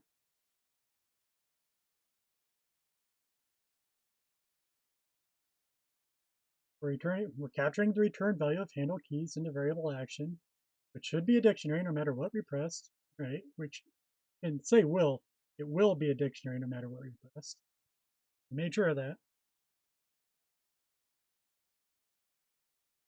And checking what keys are inside it. If the key contains called move, if it contains a key called move, then we'll know to look for the XY coordinates. If it contains exit, then we know we need to exit the game. Try running the engine.py file now. You should be able to move around. Exciting. Which I do think it's at least 3 times as exciting as just making the was in the first place. Oh, yes, it works, but what did we say? And as I said, I'm always a idiot proofing type of guy. Right now I'm using the arrow keys. but it should also accept the numpad keys 2, 4, 6, and 8 with if numlock is off. So I'll shut numlock off and hit those keys, and it doesn't work. Numlock on? Nope. Okay. So I was wrong presuming. It's probably going to have entries such as NP left or NP right, or yeah, something like that, you know. But it works. Obviously, that it doesn't erase itself is not desirable, but it's also quite clear to me that yes, I am aware that we have not made the code for that yet. But the @ does move. And the escape does close.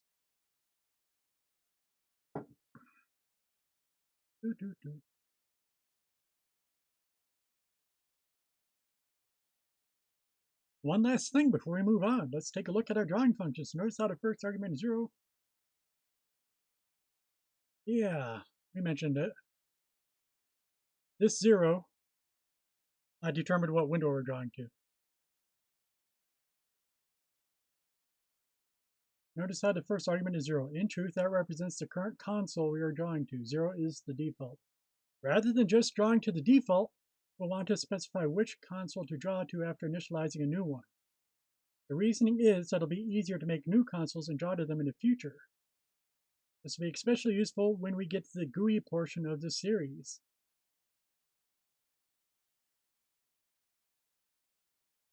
I don't know if we're tying into drawing a blank one every time. If we're going to draw a new screen every time. That's one way to do it. The other way is to erase what we already drew. But I assume that we're getting into drawing a new one rather than just erasing it. We'll see.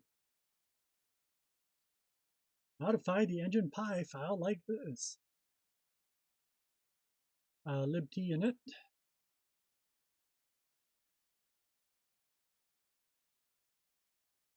Here's our init.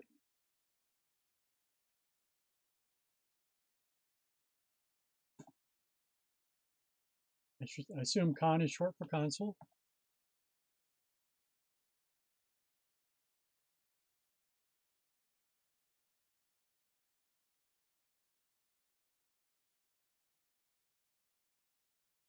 What am I doing? I got confused what line I was following. Screen width on the screen height.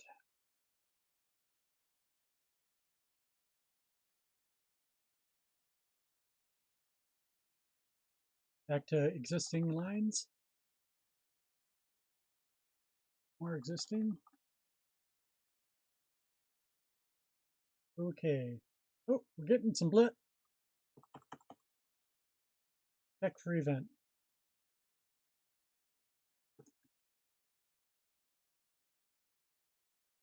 Hey, libT console.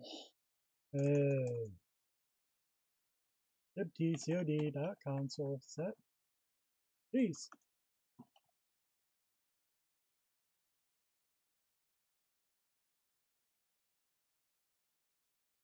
it crossing out our old foreground? It is, so I'm just going to modify it. I don't know why I capitalized libTCOD, but anyway. Foreground, okay. Change the 0 to con, the whole point of what we were discussing before we started typing. On a libTCOD white, okay. And this next one we're modifying.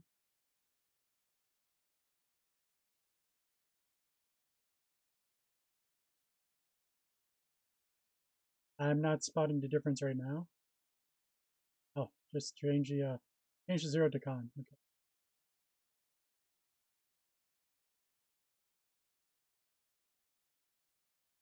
Double checking, yeah.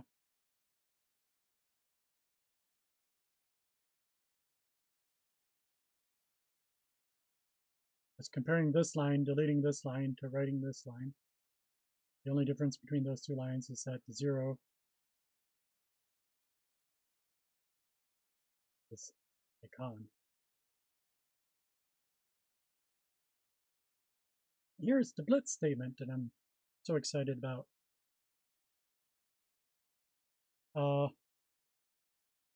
My understanding of blitting, to blit is to put a pixel on the screen. Usually, it's going to be a rectangle of pixels. It's a large area of pixels.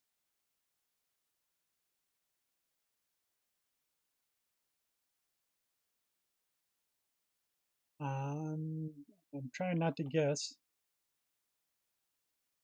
I'll form my thought after we finish typing the statement. 0, screen width. Yeah.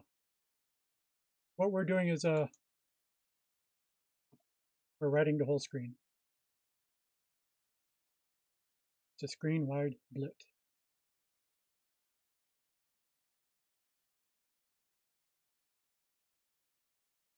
Zero comma 0, 0. And keep the flush, we keep the flush.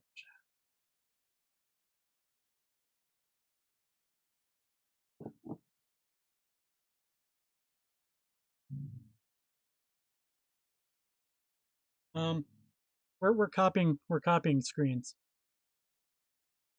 We draw the at, and then we copy the con screen to the 0. That's the default screen that we're looking at. That might not make any sense, but that's what we're doing.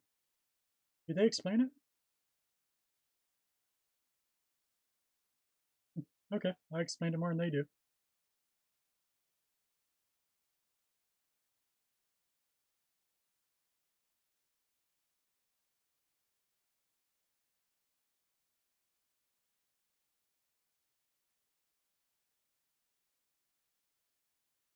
Rather than only having one screen where we draw an at and erase the at and draw an at and erase the at to move it, every turn we create a new one called con. We draw an at on that, then replace the old screen with the new one. The old screen will have the old location, but we replace it so it gets erased. And the new one that we're replacing it with has a new location of the at, so it'll move. That should work now. Oh, error. My first error. Line 27. Vent key press doesn't even make sense.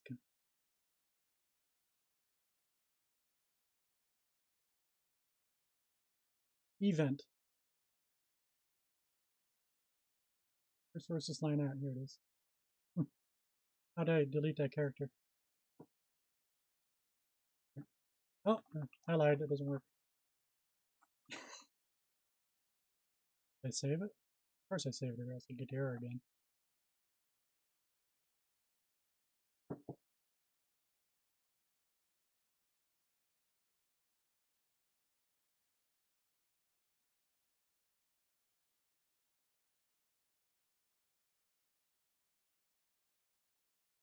Did I? No, I didn't. I didn't put in this line. I missed the line. And that just made a liar out of me. We are erasing something.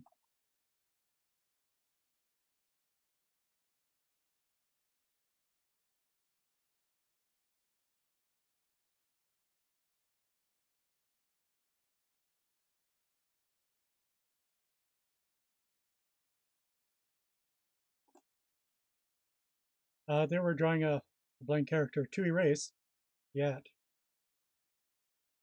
So much for my theory of starting with a completely blank screen and redrawing everything. Apparently I just lied about everything we said. And that is the end of this week's exercise.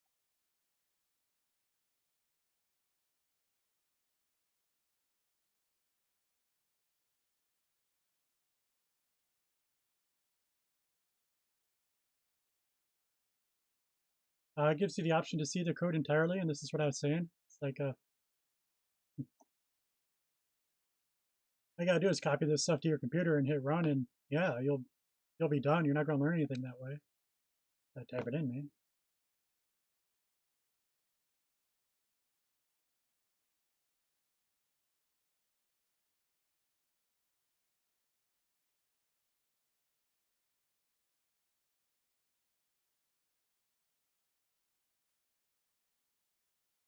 Again, my cyan line's my 80 column,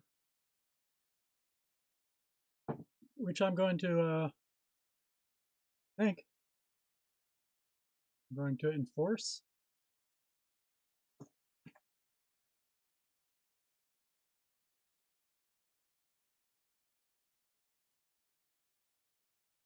It's safe to do a line break after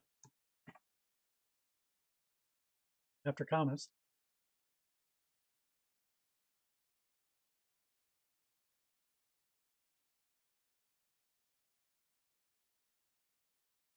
Just for anal reasons, I don't want to have any characters over about character number 78.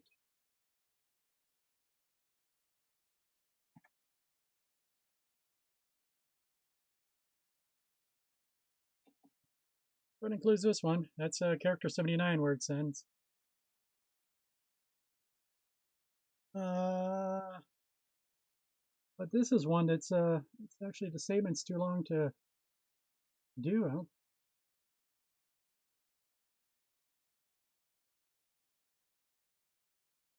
don't think I can do that. I think I have to put in a continuation, but I got to check.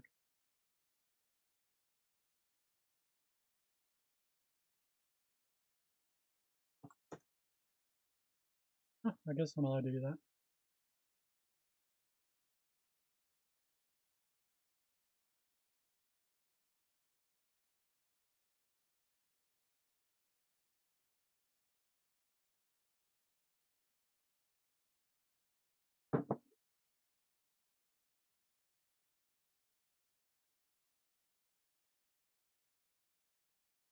The backslash is the explicit line continuation. It's a shitty place to break it, though. I don't like it. But it don't fit. I don't know.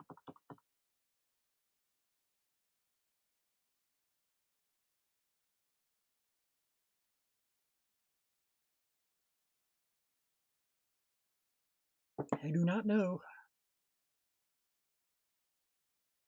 Okay.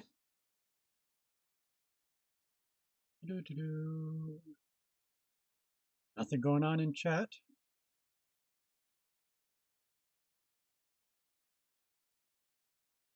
Let me check Facebook and Discord.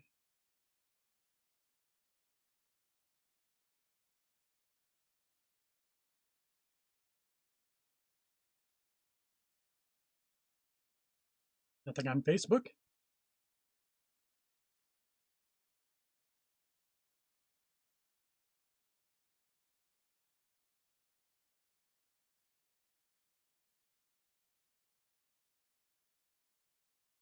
Nothing in the RoguelikeDev Discord.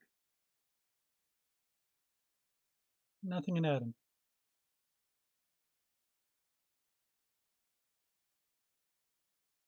Let's do a quick check break. Chess break. If I don't embarrass myself this time. The whole point of this is that I try not to blunder. And like I lost last time, it's because I blundered. The whole point. Like I should win 100% of the time. And I'm not.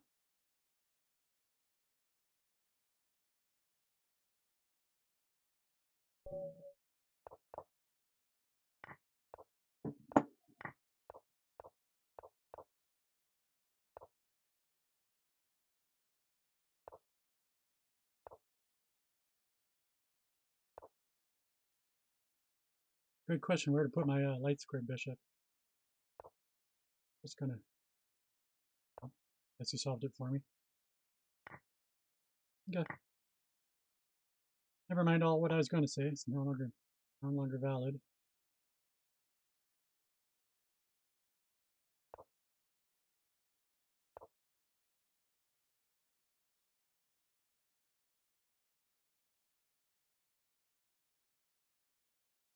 No, he's pushing me around. I'm only reacting to him. That's a bad way to approach it.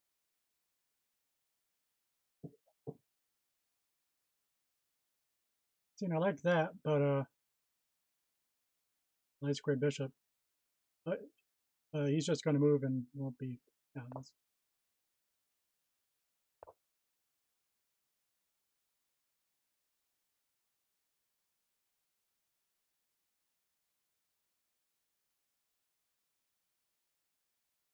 I want to go here so that I have that diagonal, but that ends up just blocking my knight more. It blocks my knight, which blocks my pawn. Big mess. He just takes.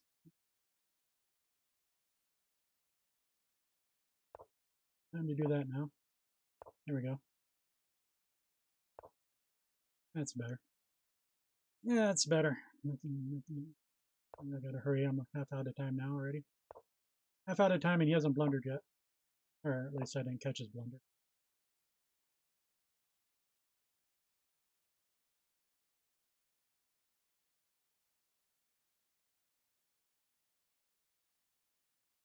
I move this back before it's too late.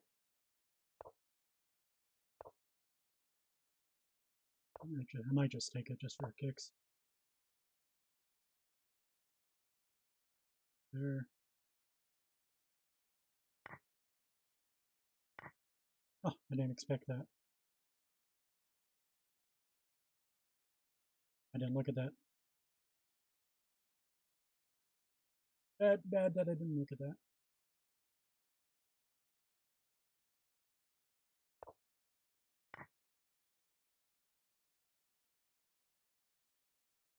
Oh, he's got 2 bishops. I can't keep that pawn.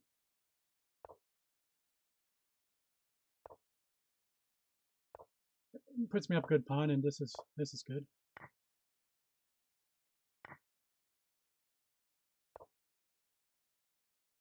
I'm not seeing things correctly.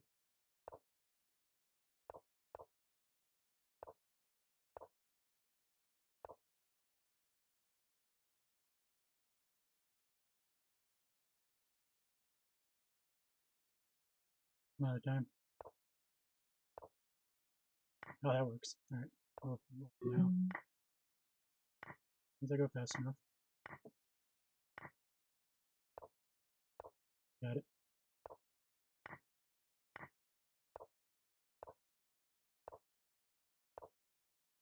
Oh, whatever.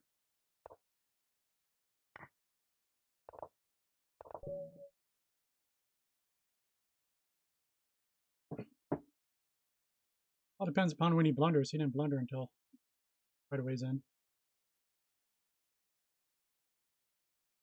Yeah.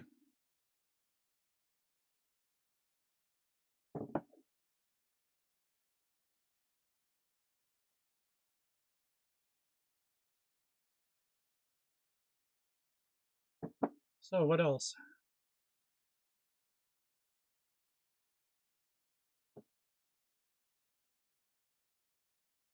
We need to upvote this one that said to how to install it.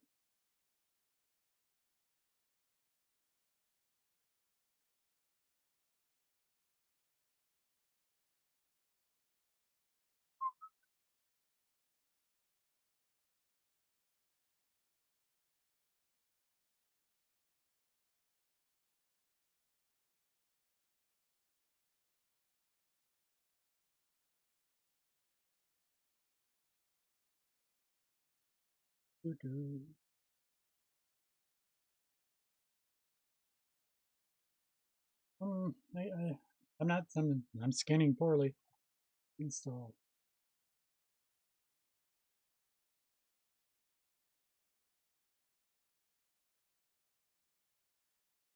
This one.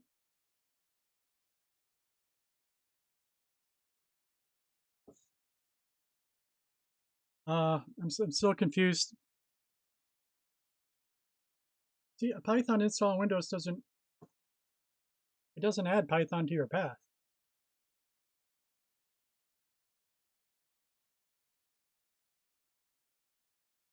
Although my path has a lot of old Python.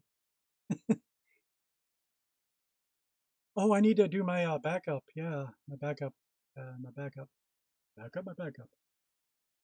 We'll do that. But I was just mentioning about the Pi. Yeah, I can't run that. I have to run what I mentioned.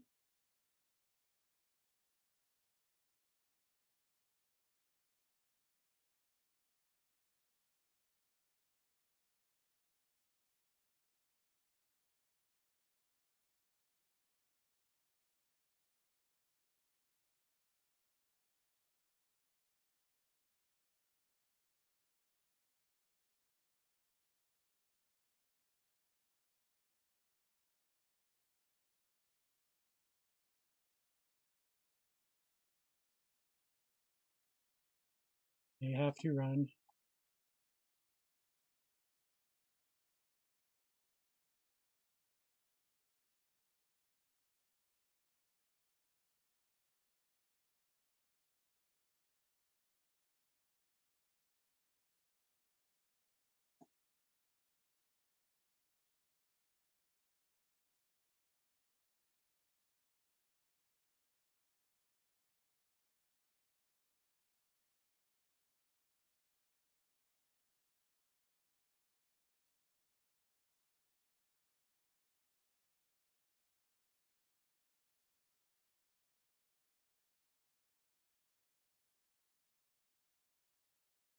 the py loader is Python table,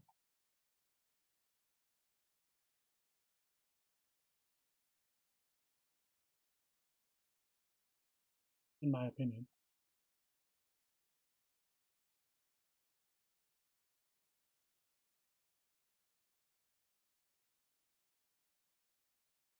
Okay, I hope I explained that well at the time. And I'll cover it again because I know some of you weren't here for the whole thing.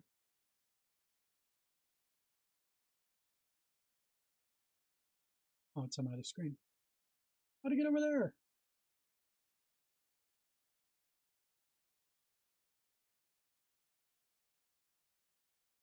That's why I have a hash ping up here. If you have more than one Python installed on your system, using like the Py launcher will scan the first line so that it knows whether you want to run Python 3 or Python 2. And you can also put in sub revisions. This is 3.6.5, right? Yeah. And just verify that it still works.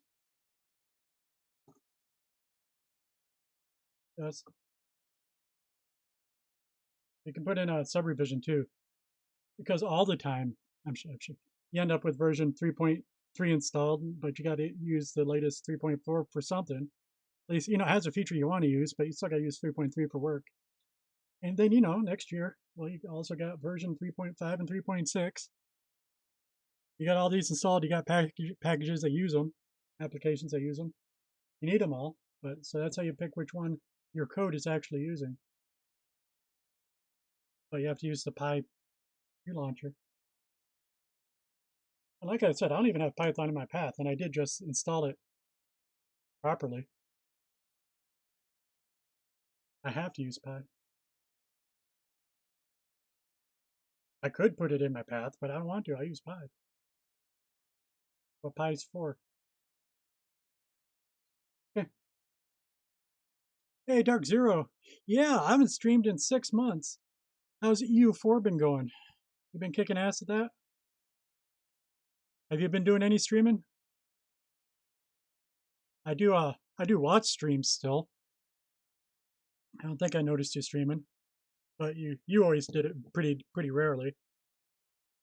Yeah, it's been 6 months. Number one is that my computer was crashing all the time. That hasn't been fixed, but it hasn't crashed in over a month. Number two is that Windows Update disabled my onboard sound. So I'm using a crap microphone right now.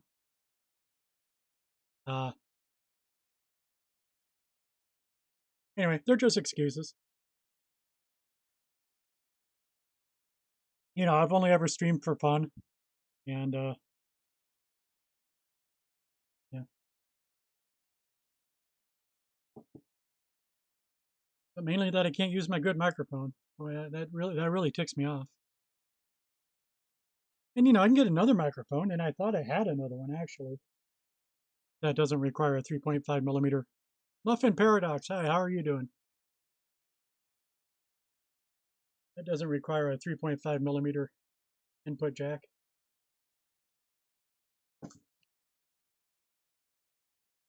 What's going on with you, Muffin Paradox? I'm kind of at a standstill at the moment. I was just updating, posted on Reddit. For Windows, there is an important step missing.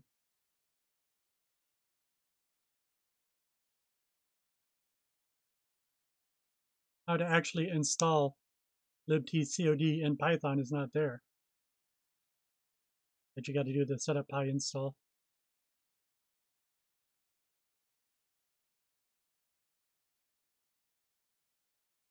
All in all, I'm good. My cats are good.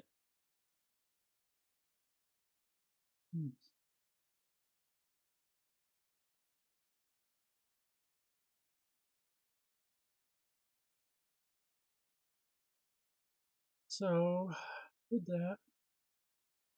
I had said I was going to do something else right now.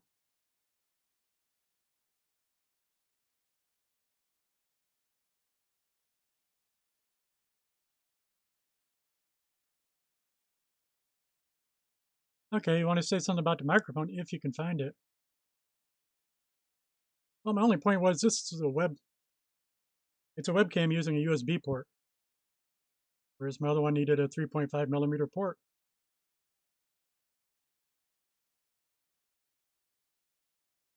Oh, yeah. And what it was is I saw other posts about it at the time, but I am talking months ago now. There were other people with this particular VIA or Realtek HD onboard sound. I'm even forgetting the name right now. But other people also lost the ability to use their onboard sound card. Settings, privacy, microphone settings.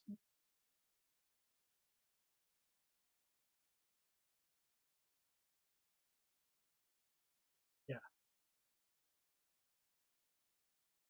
privacy microphone.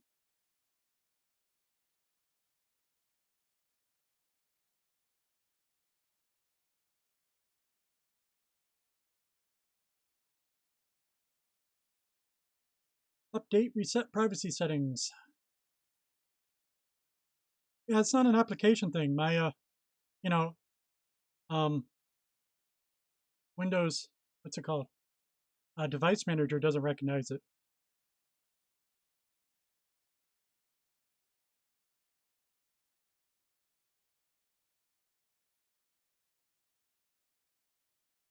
There, here.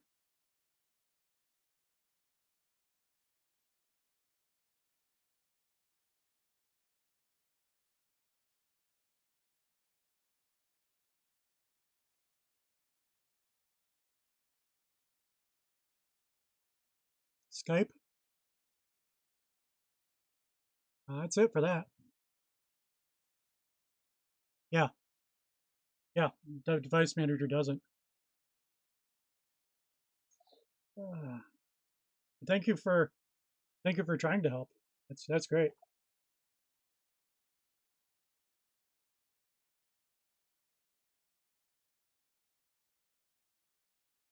See, what I am using right now, I'm using the output on my freaking goddamn monitor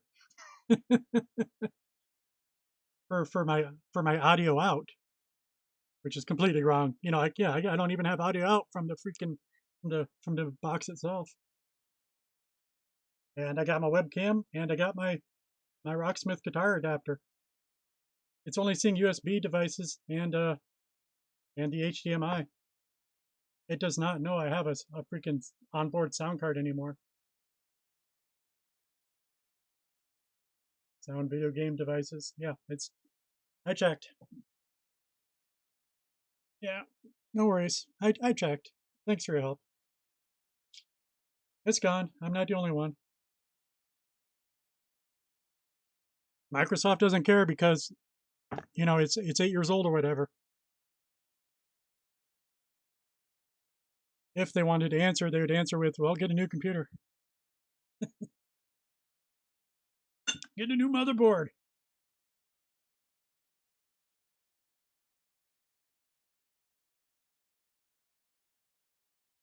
Anyway,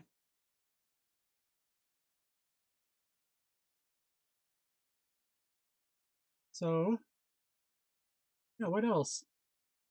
Yeah, what part of what I wanted to look over the other comments and see if there's anything else in the thread.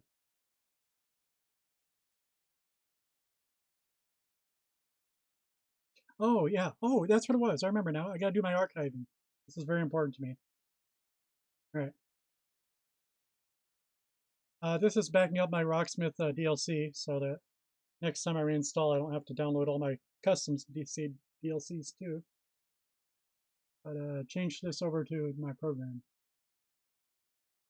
First location.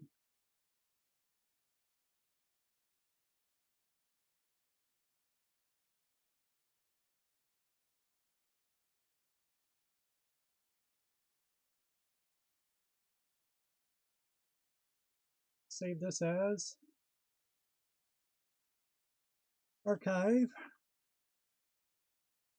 Roguelike 2018. Just keep it short name.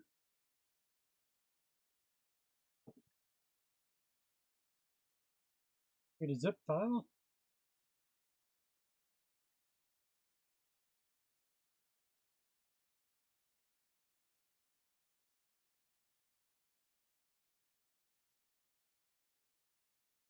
And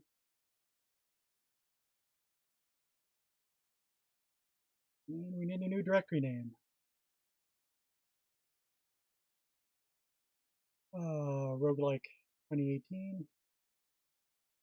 Oh, I made a typo.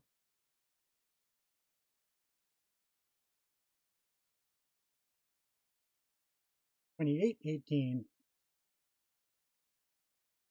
From 26,000 years in the future.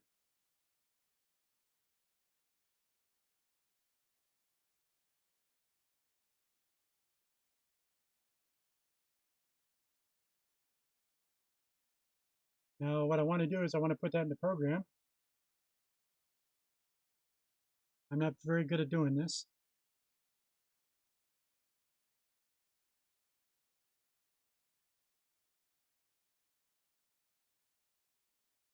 I mean,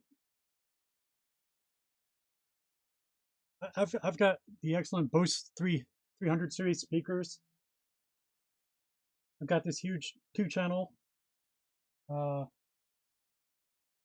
professional Yamaha 250 watt per channel amp.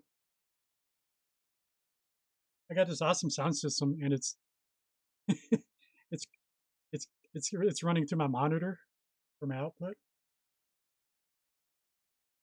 Freaking sick. All right. So I'm not quite used to doing this, but I'm going to call this from my program. Put it here first.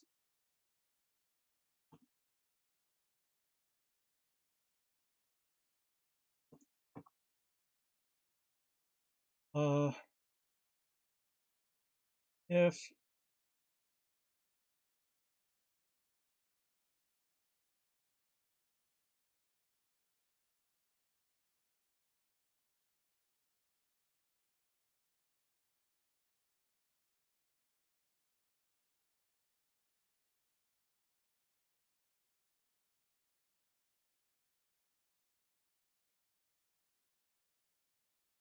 all main, I don't know how I'm going to fake this. Just hack it for a minute. Turns error, turns success. Success equal main. If success equals true, which of course we can shorten, but whatever, let's be explicit. Then we're going to call the system, I forget.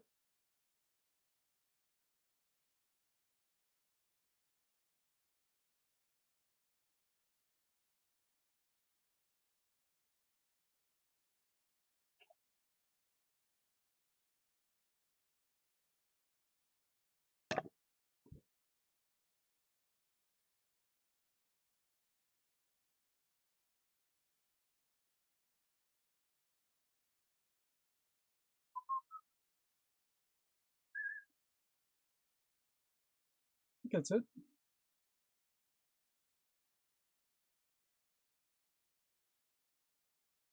Oh, import call from subprocess.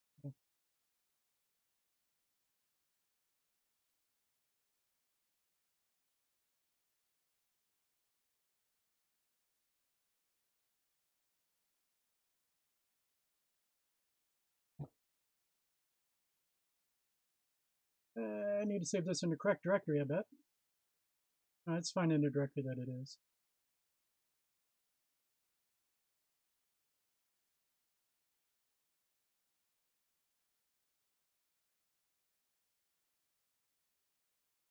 I hate that we can't copy the path from these dialogues.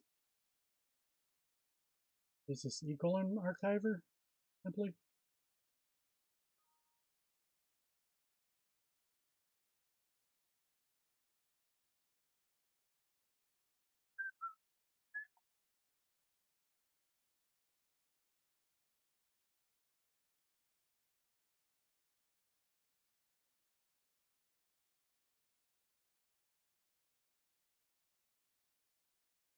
I didn't.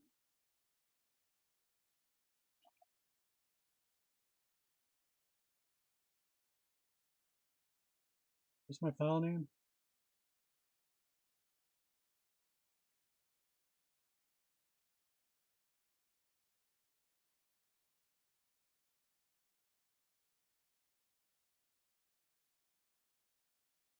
I presume that's optional, but we'll see. Go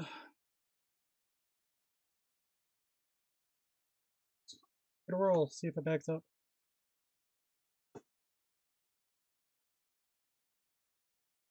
Okay.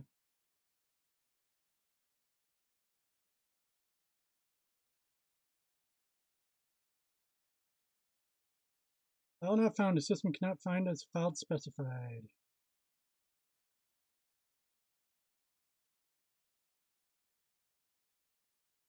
Hey, Habitus, how are you doing? Welcome to the stream. Hope you brought your own entertainment.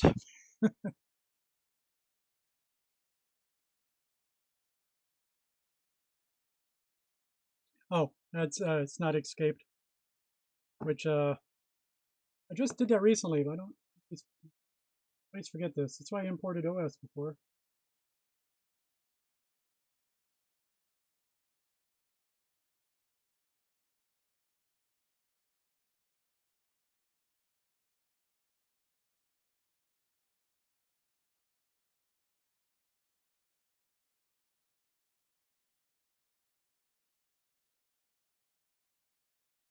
I could just do a raw string like that.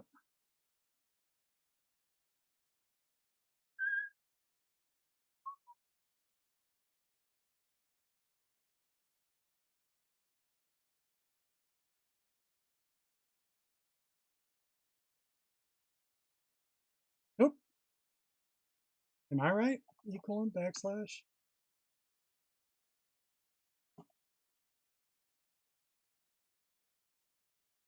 No, it's a typo. Archiver.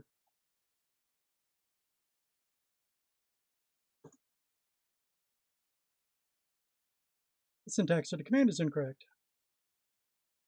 Why did it say pi? Pi engine.py. Well, that's what I typed in.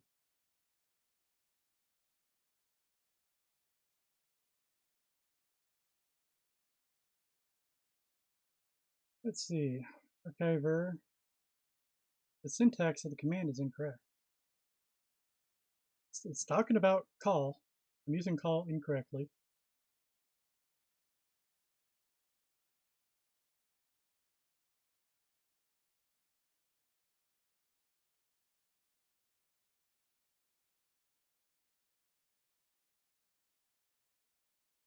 All right, the subprocess module is better than OS system, which is what I was expecting to use. That's what I was remembering. But we're let's use subprocess. Okay.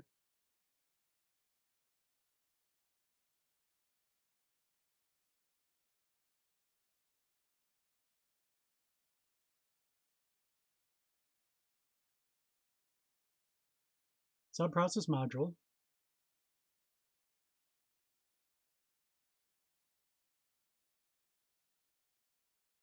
Oh, okay. I don't know if I want to use run. I don't know if I want to use call. Whatever.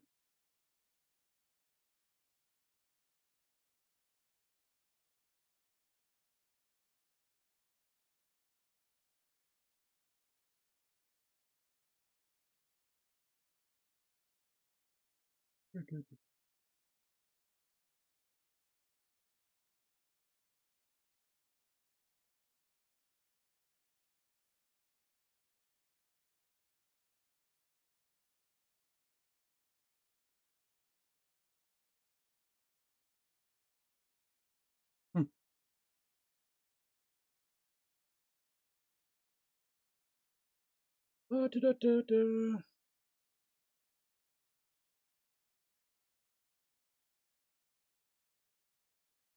for the call method.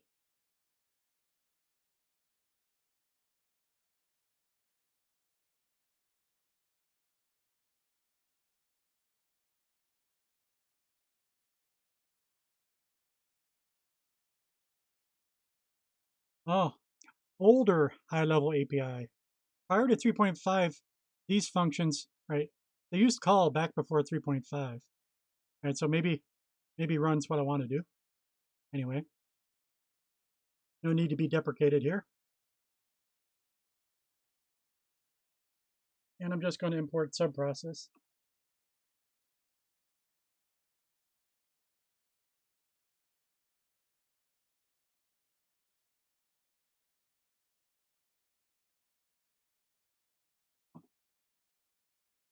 Subprocess.run.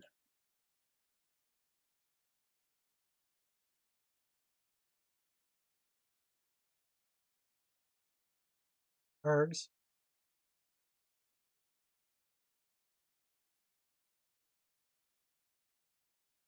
Standard in, standard out. Yeah, I don't need any of that after here. Get rid of that.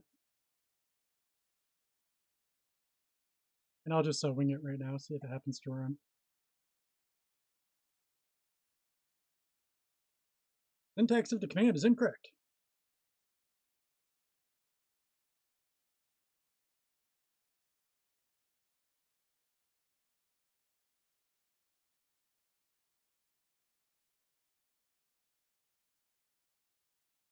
Run the command described by args.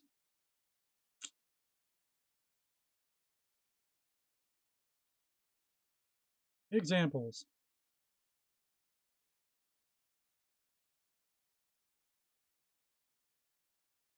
It's a list. Why is it in a list? Subprocess. It's a list?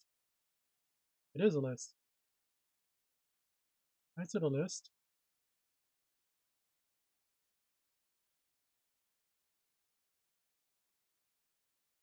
Args are a dictionary, not a list.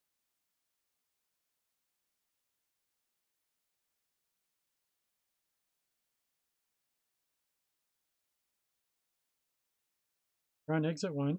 All right.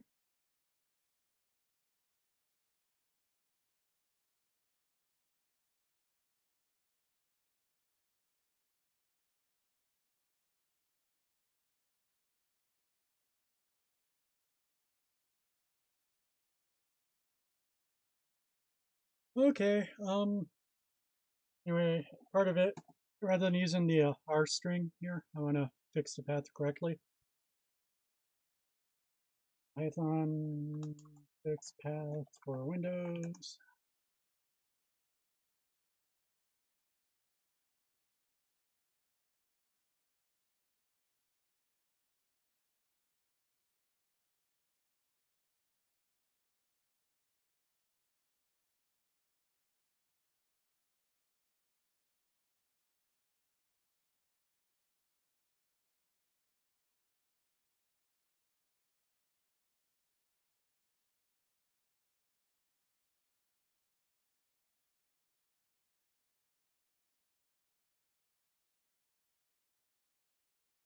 Yes.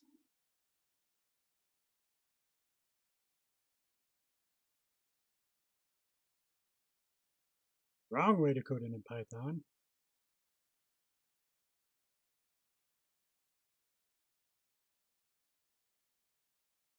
Oh, it's not joining it.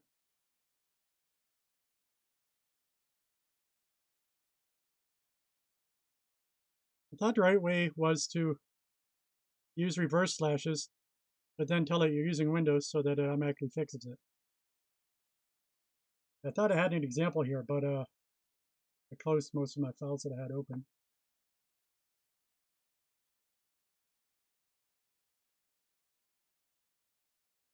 it's a batch. I don't think it uses a file. Skills doesn't use a file. Pie. No.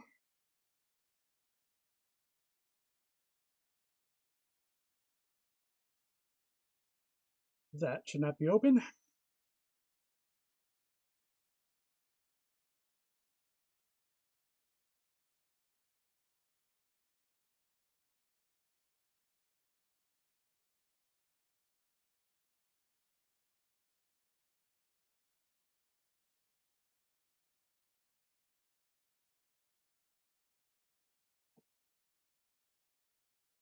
Let's try a different command.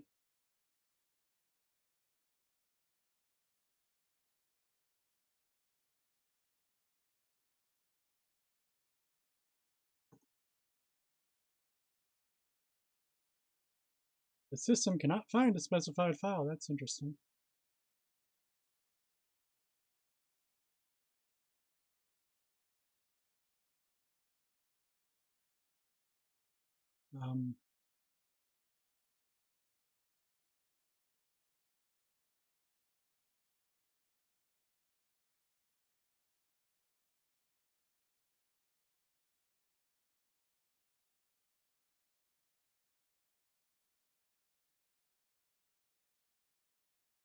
I think call's the same as run. Run's just updated.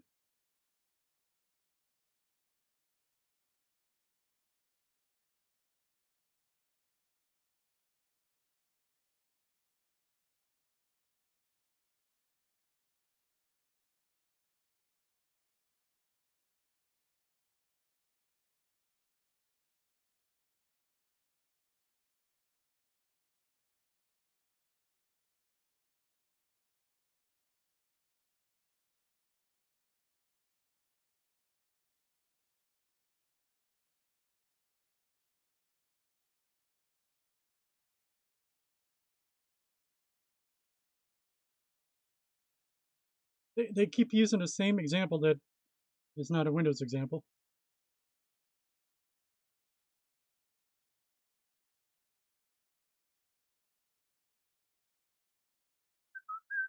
Check output, args, check output.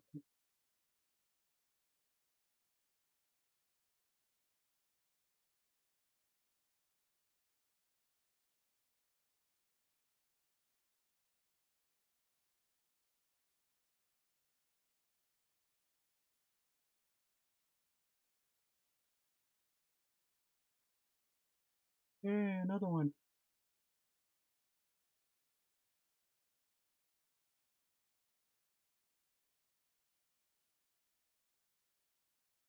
And it's here, they're even using subprocess.run. How about that?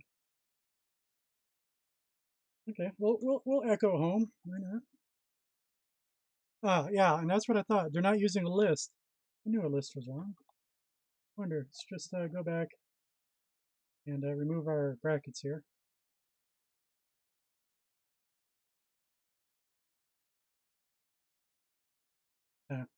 Still don't like it. Okay. But echo.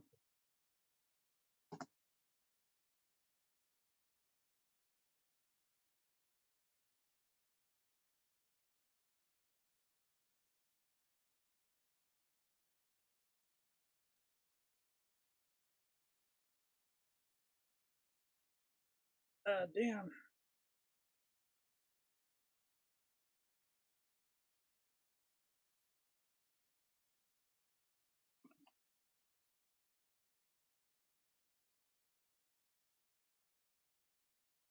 That worked. Shell equal true.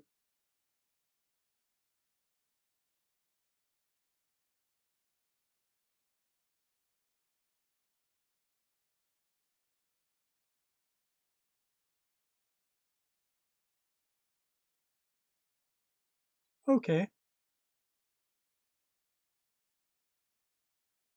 Nope, not okay.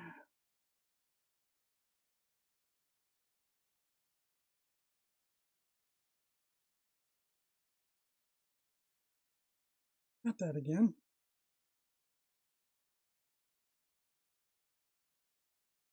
that coming from my batch file? Tell me that's what the whole problem has been.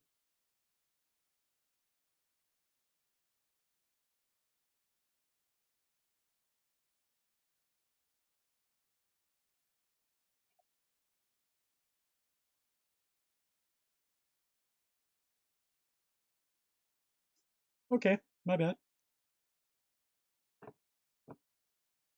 The syntax of the command is incorrect. Oh.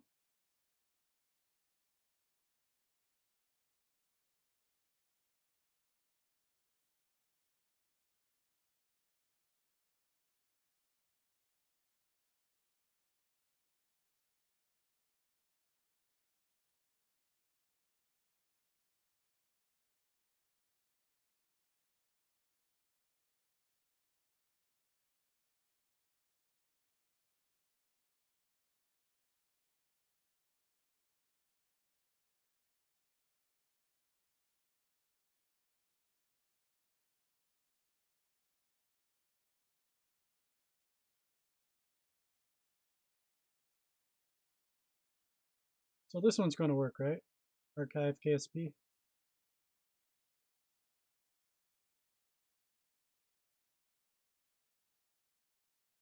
Yeah, it's fine.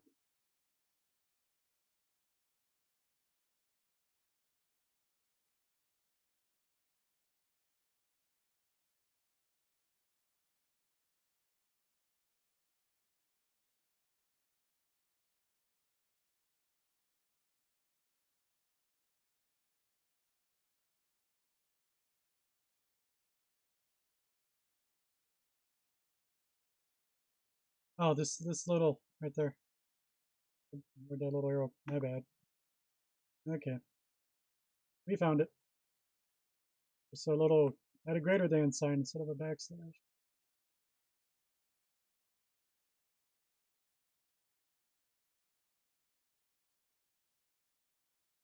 Oh, create a local archive. I don't have that.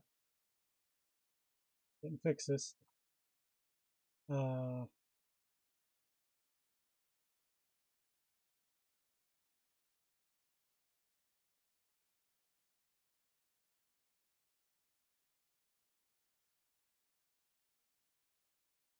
um,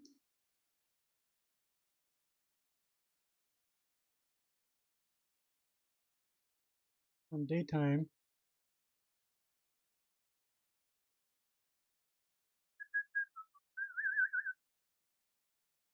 you'll see.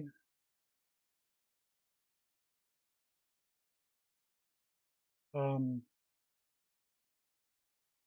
just backup, man. Backup.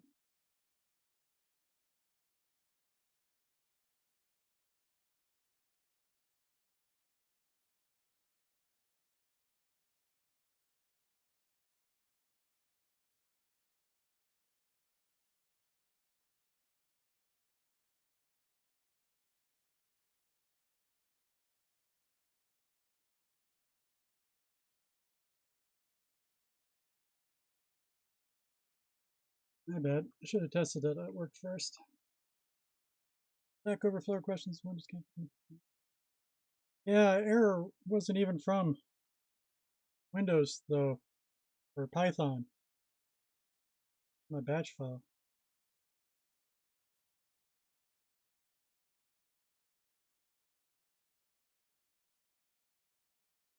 What just happened there? I'm in the wrong directory as well. Oh, yeah. Screwed.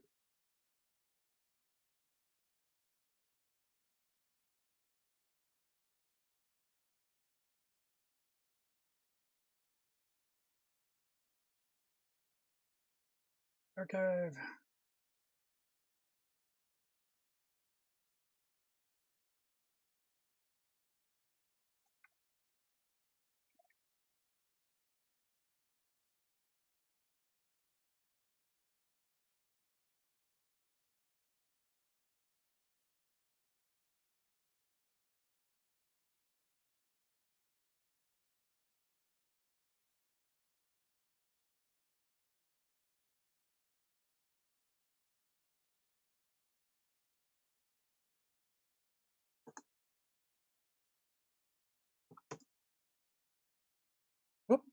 Change my directory again, of course.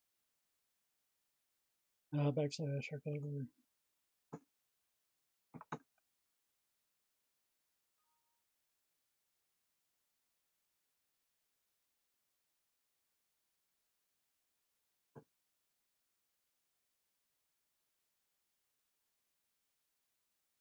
Oh, it is.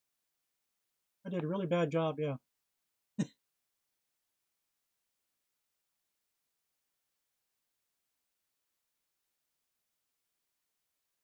Did a really bad job converting, changing from one program to another.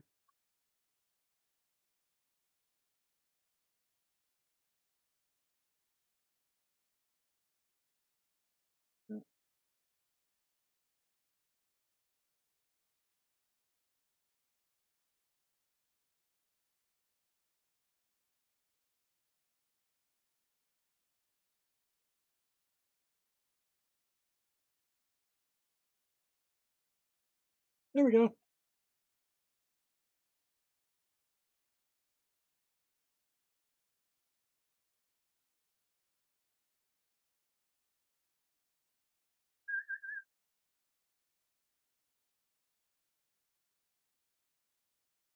So now a big part of what I wanted to do, I've never used GitHub before. I wanted to learn to use GitHub, but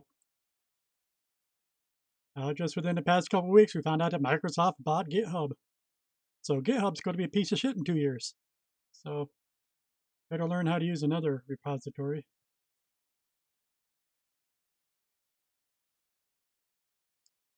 That's my opinion, and I'll definitely stick to it. I'll put money on it. 2. 2?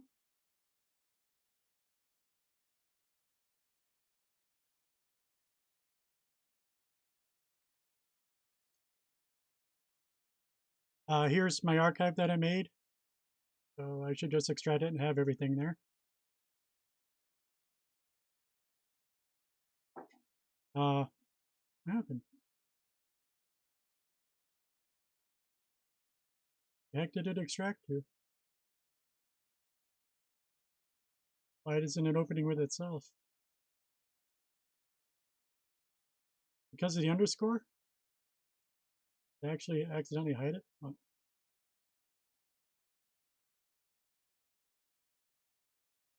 Well, yeah, they were pretty slow with Skype. Uh,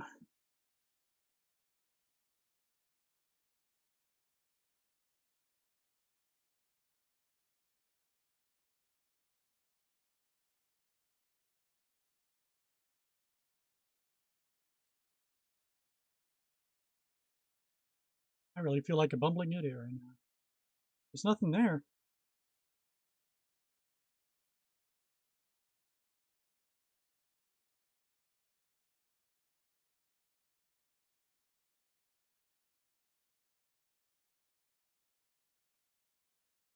Okay. Yeah, I put that in the wrong place, didn't I? Yeah.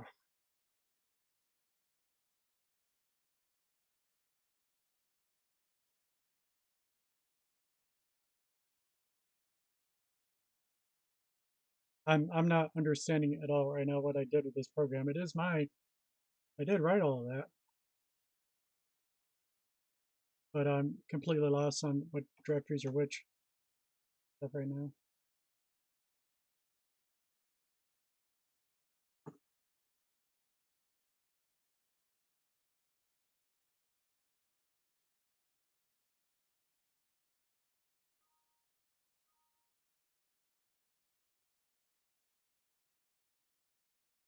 Okay, added full folders and 63 files. That might be a little bit better.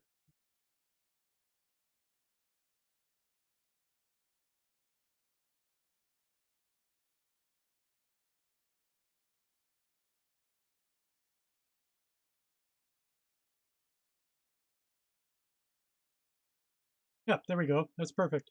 That's how it's supposed to work.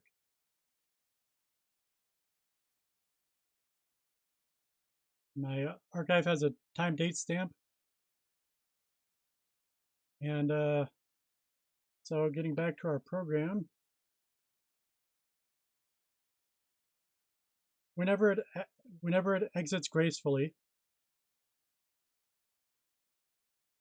it should archive itself, which I might not want to do, but I can just run that out, right? And I'm actually going to put in a archive flag. Let's see.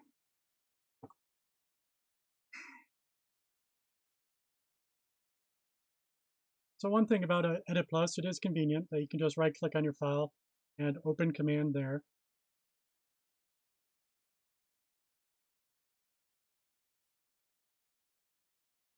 And I can do my engine.py.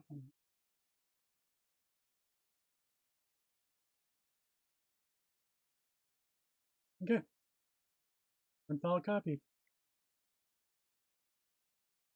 63 files. Yep.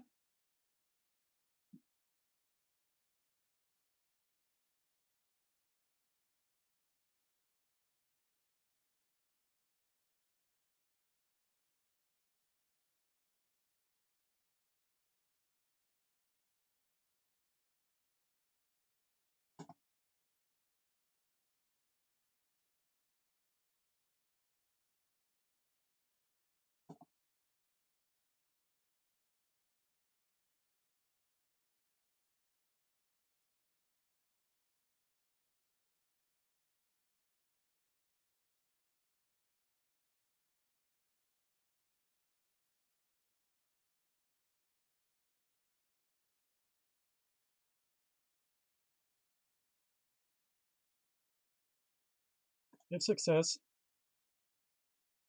and archive are both true, then go ahead and do it.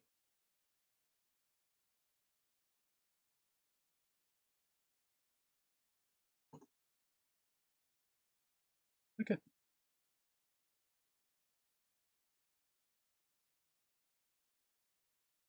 And just monitor that regularly so I can delete my 200 new archives a day. Good.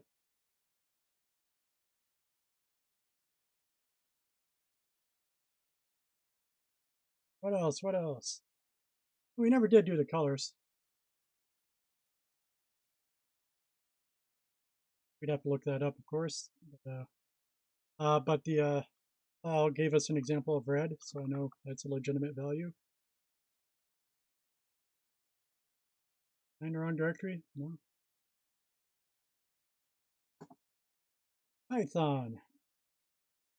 Engine.py. Hey, it's red.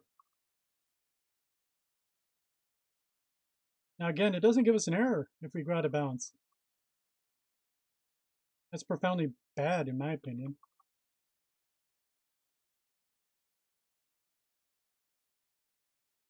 I'm sure we'll force checking later, but I wish the library would automatically have that for us.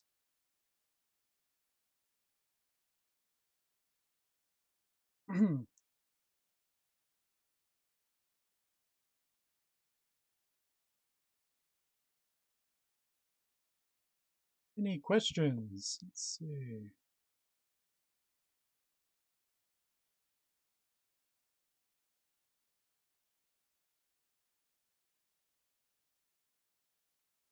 I did want to scale it. That's what I'll look up in a minute. At least see what my options are.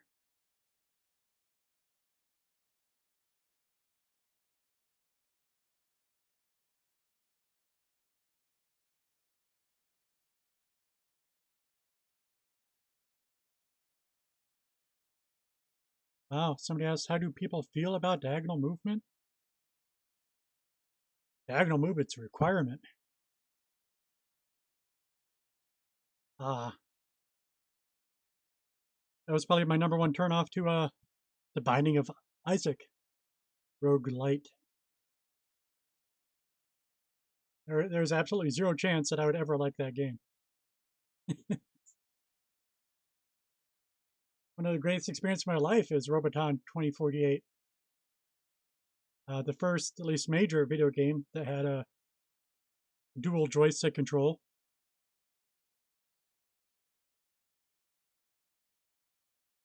And it's like Binding of Isaac is like that, where you're moving in one direction but you're able to shoot in another, except it only has 4 directions. Even freaking Robotron in 82 had, there was more than 8 directions.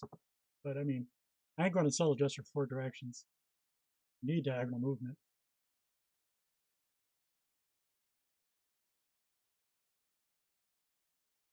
I do appreciate counting for, I don't want the diagonals to be shortcuts though. I do like dividing movement by 1.4. You know what I mean?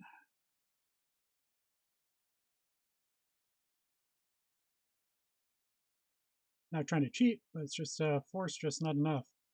Ideally, it's probably 6, but we don't. None of us have hexagonal pixels yet, so. And you do squares, and I vote for diagonal.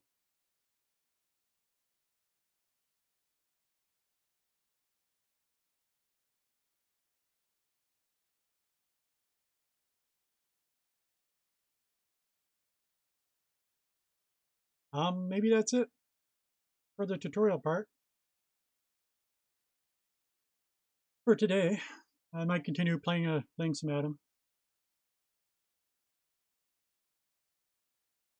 Oh, no, what is it going to do? All right, well, yeah, we'll check out. I'll check out scaling. I don't even have any clue where to find.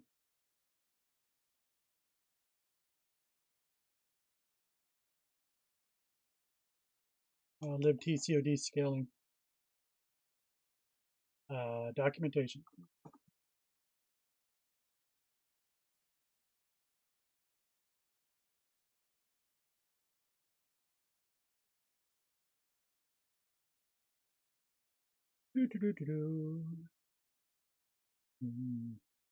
I guess we better check out initializing the console.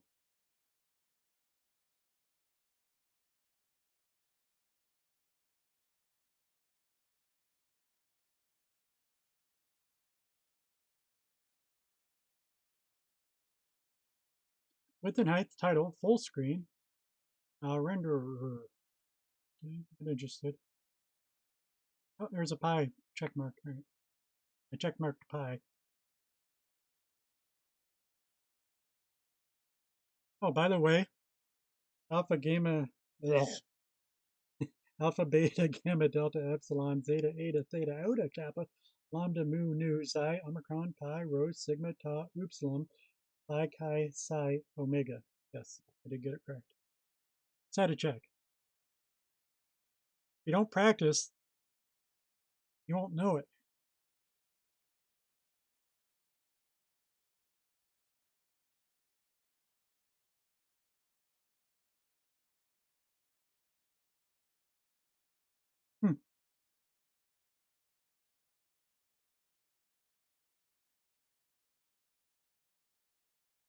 Drawing on the root console, flushing the root console.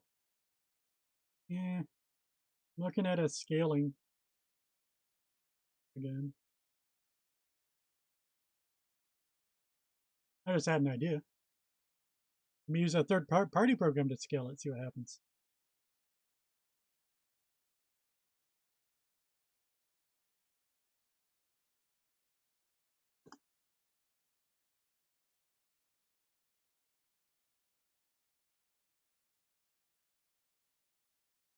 We're here to windowed borderless gaming and hit add a window, and we're here hit F3. Okay. And get rid of the notification. Go. Come back here to windowless border gating settings, game settings. The LibTCOD tutorial revised window. We want to specify its resolution is 1920. I really do want to specify, numlock, 1920 by 1080. Okay, okay. All right, it did not scale. I made the window bigger for sure. It didn't scale. I had to check. That would have been easy.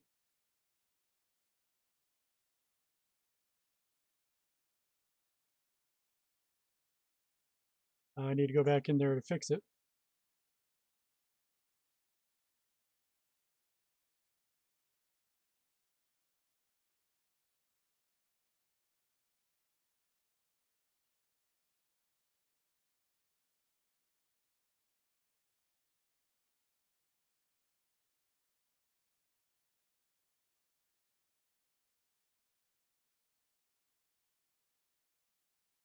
I changed it to 0. Don't know how to fix it.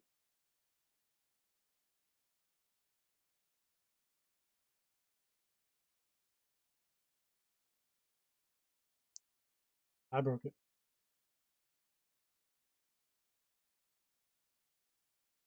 There we go. Does make it borderless.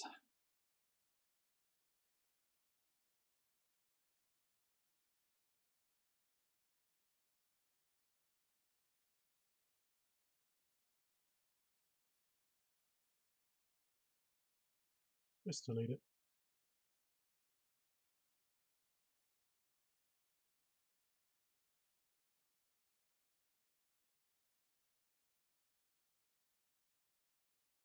All right, back to normal.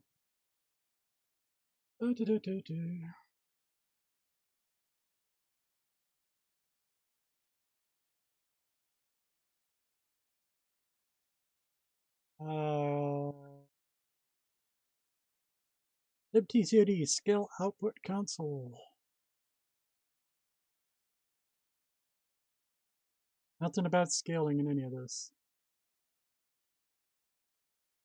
It's probably not built in. You know.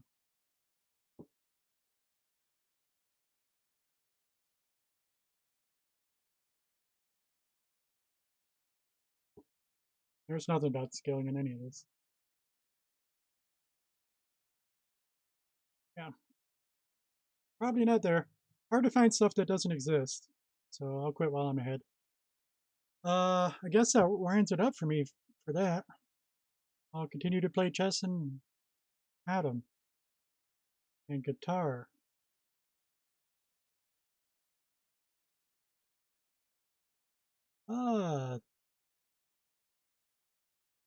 If there's no questions, we'll just continue on with normal stuff.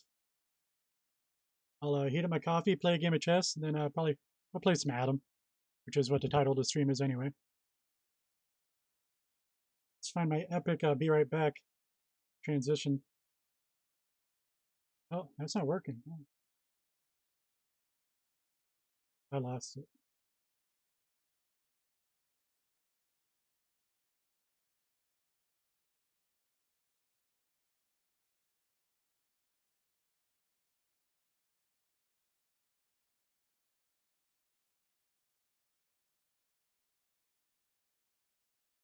There we go. How professional is that? Be right back, heat up my coffee.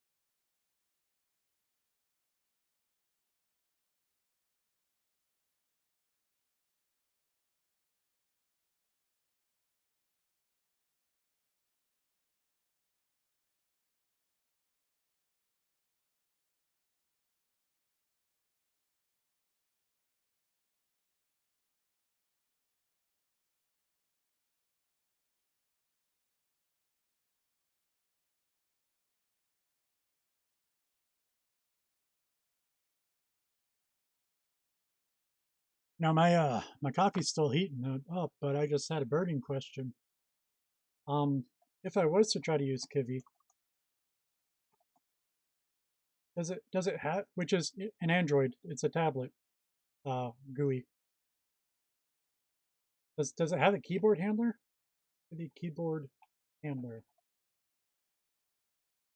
Diagonals bring problems.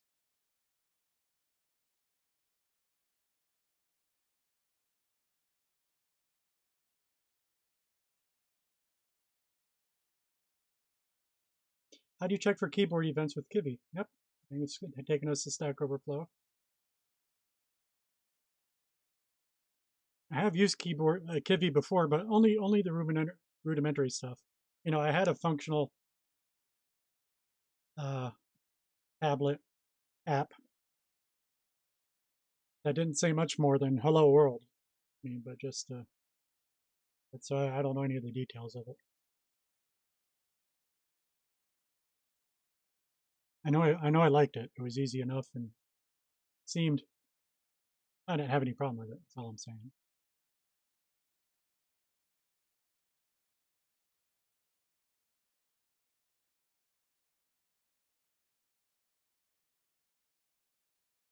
Yeah, here we are.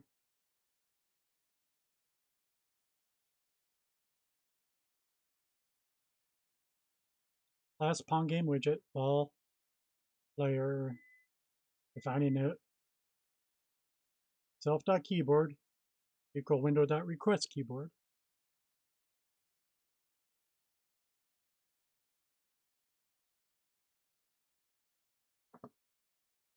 On keyboard down. If key code equal WS up down, all right. So yeah, I guess from Kivy, import window. It does have a keyboard handler, I guess. Okay. I'm gonna look at using Kivy to do this roguelike tutorial. And I'm just saying that's something I'm going to do this week. Throughout this week, I'm going to consider using other GUIs other than libtcod.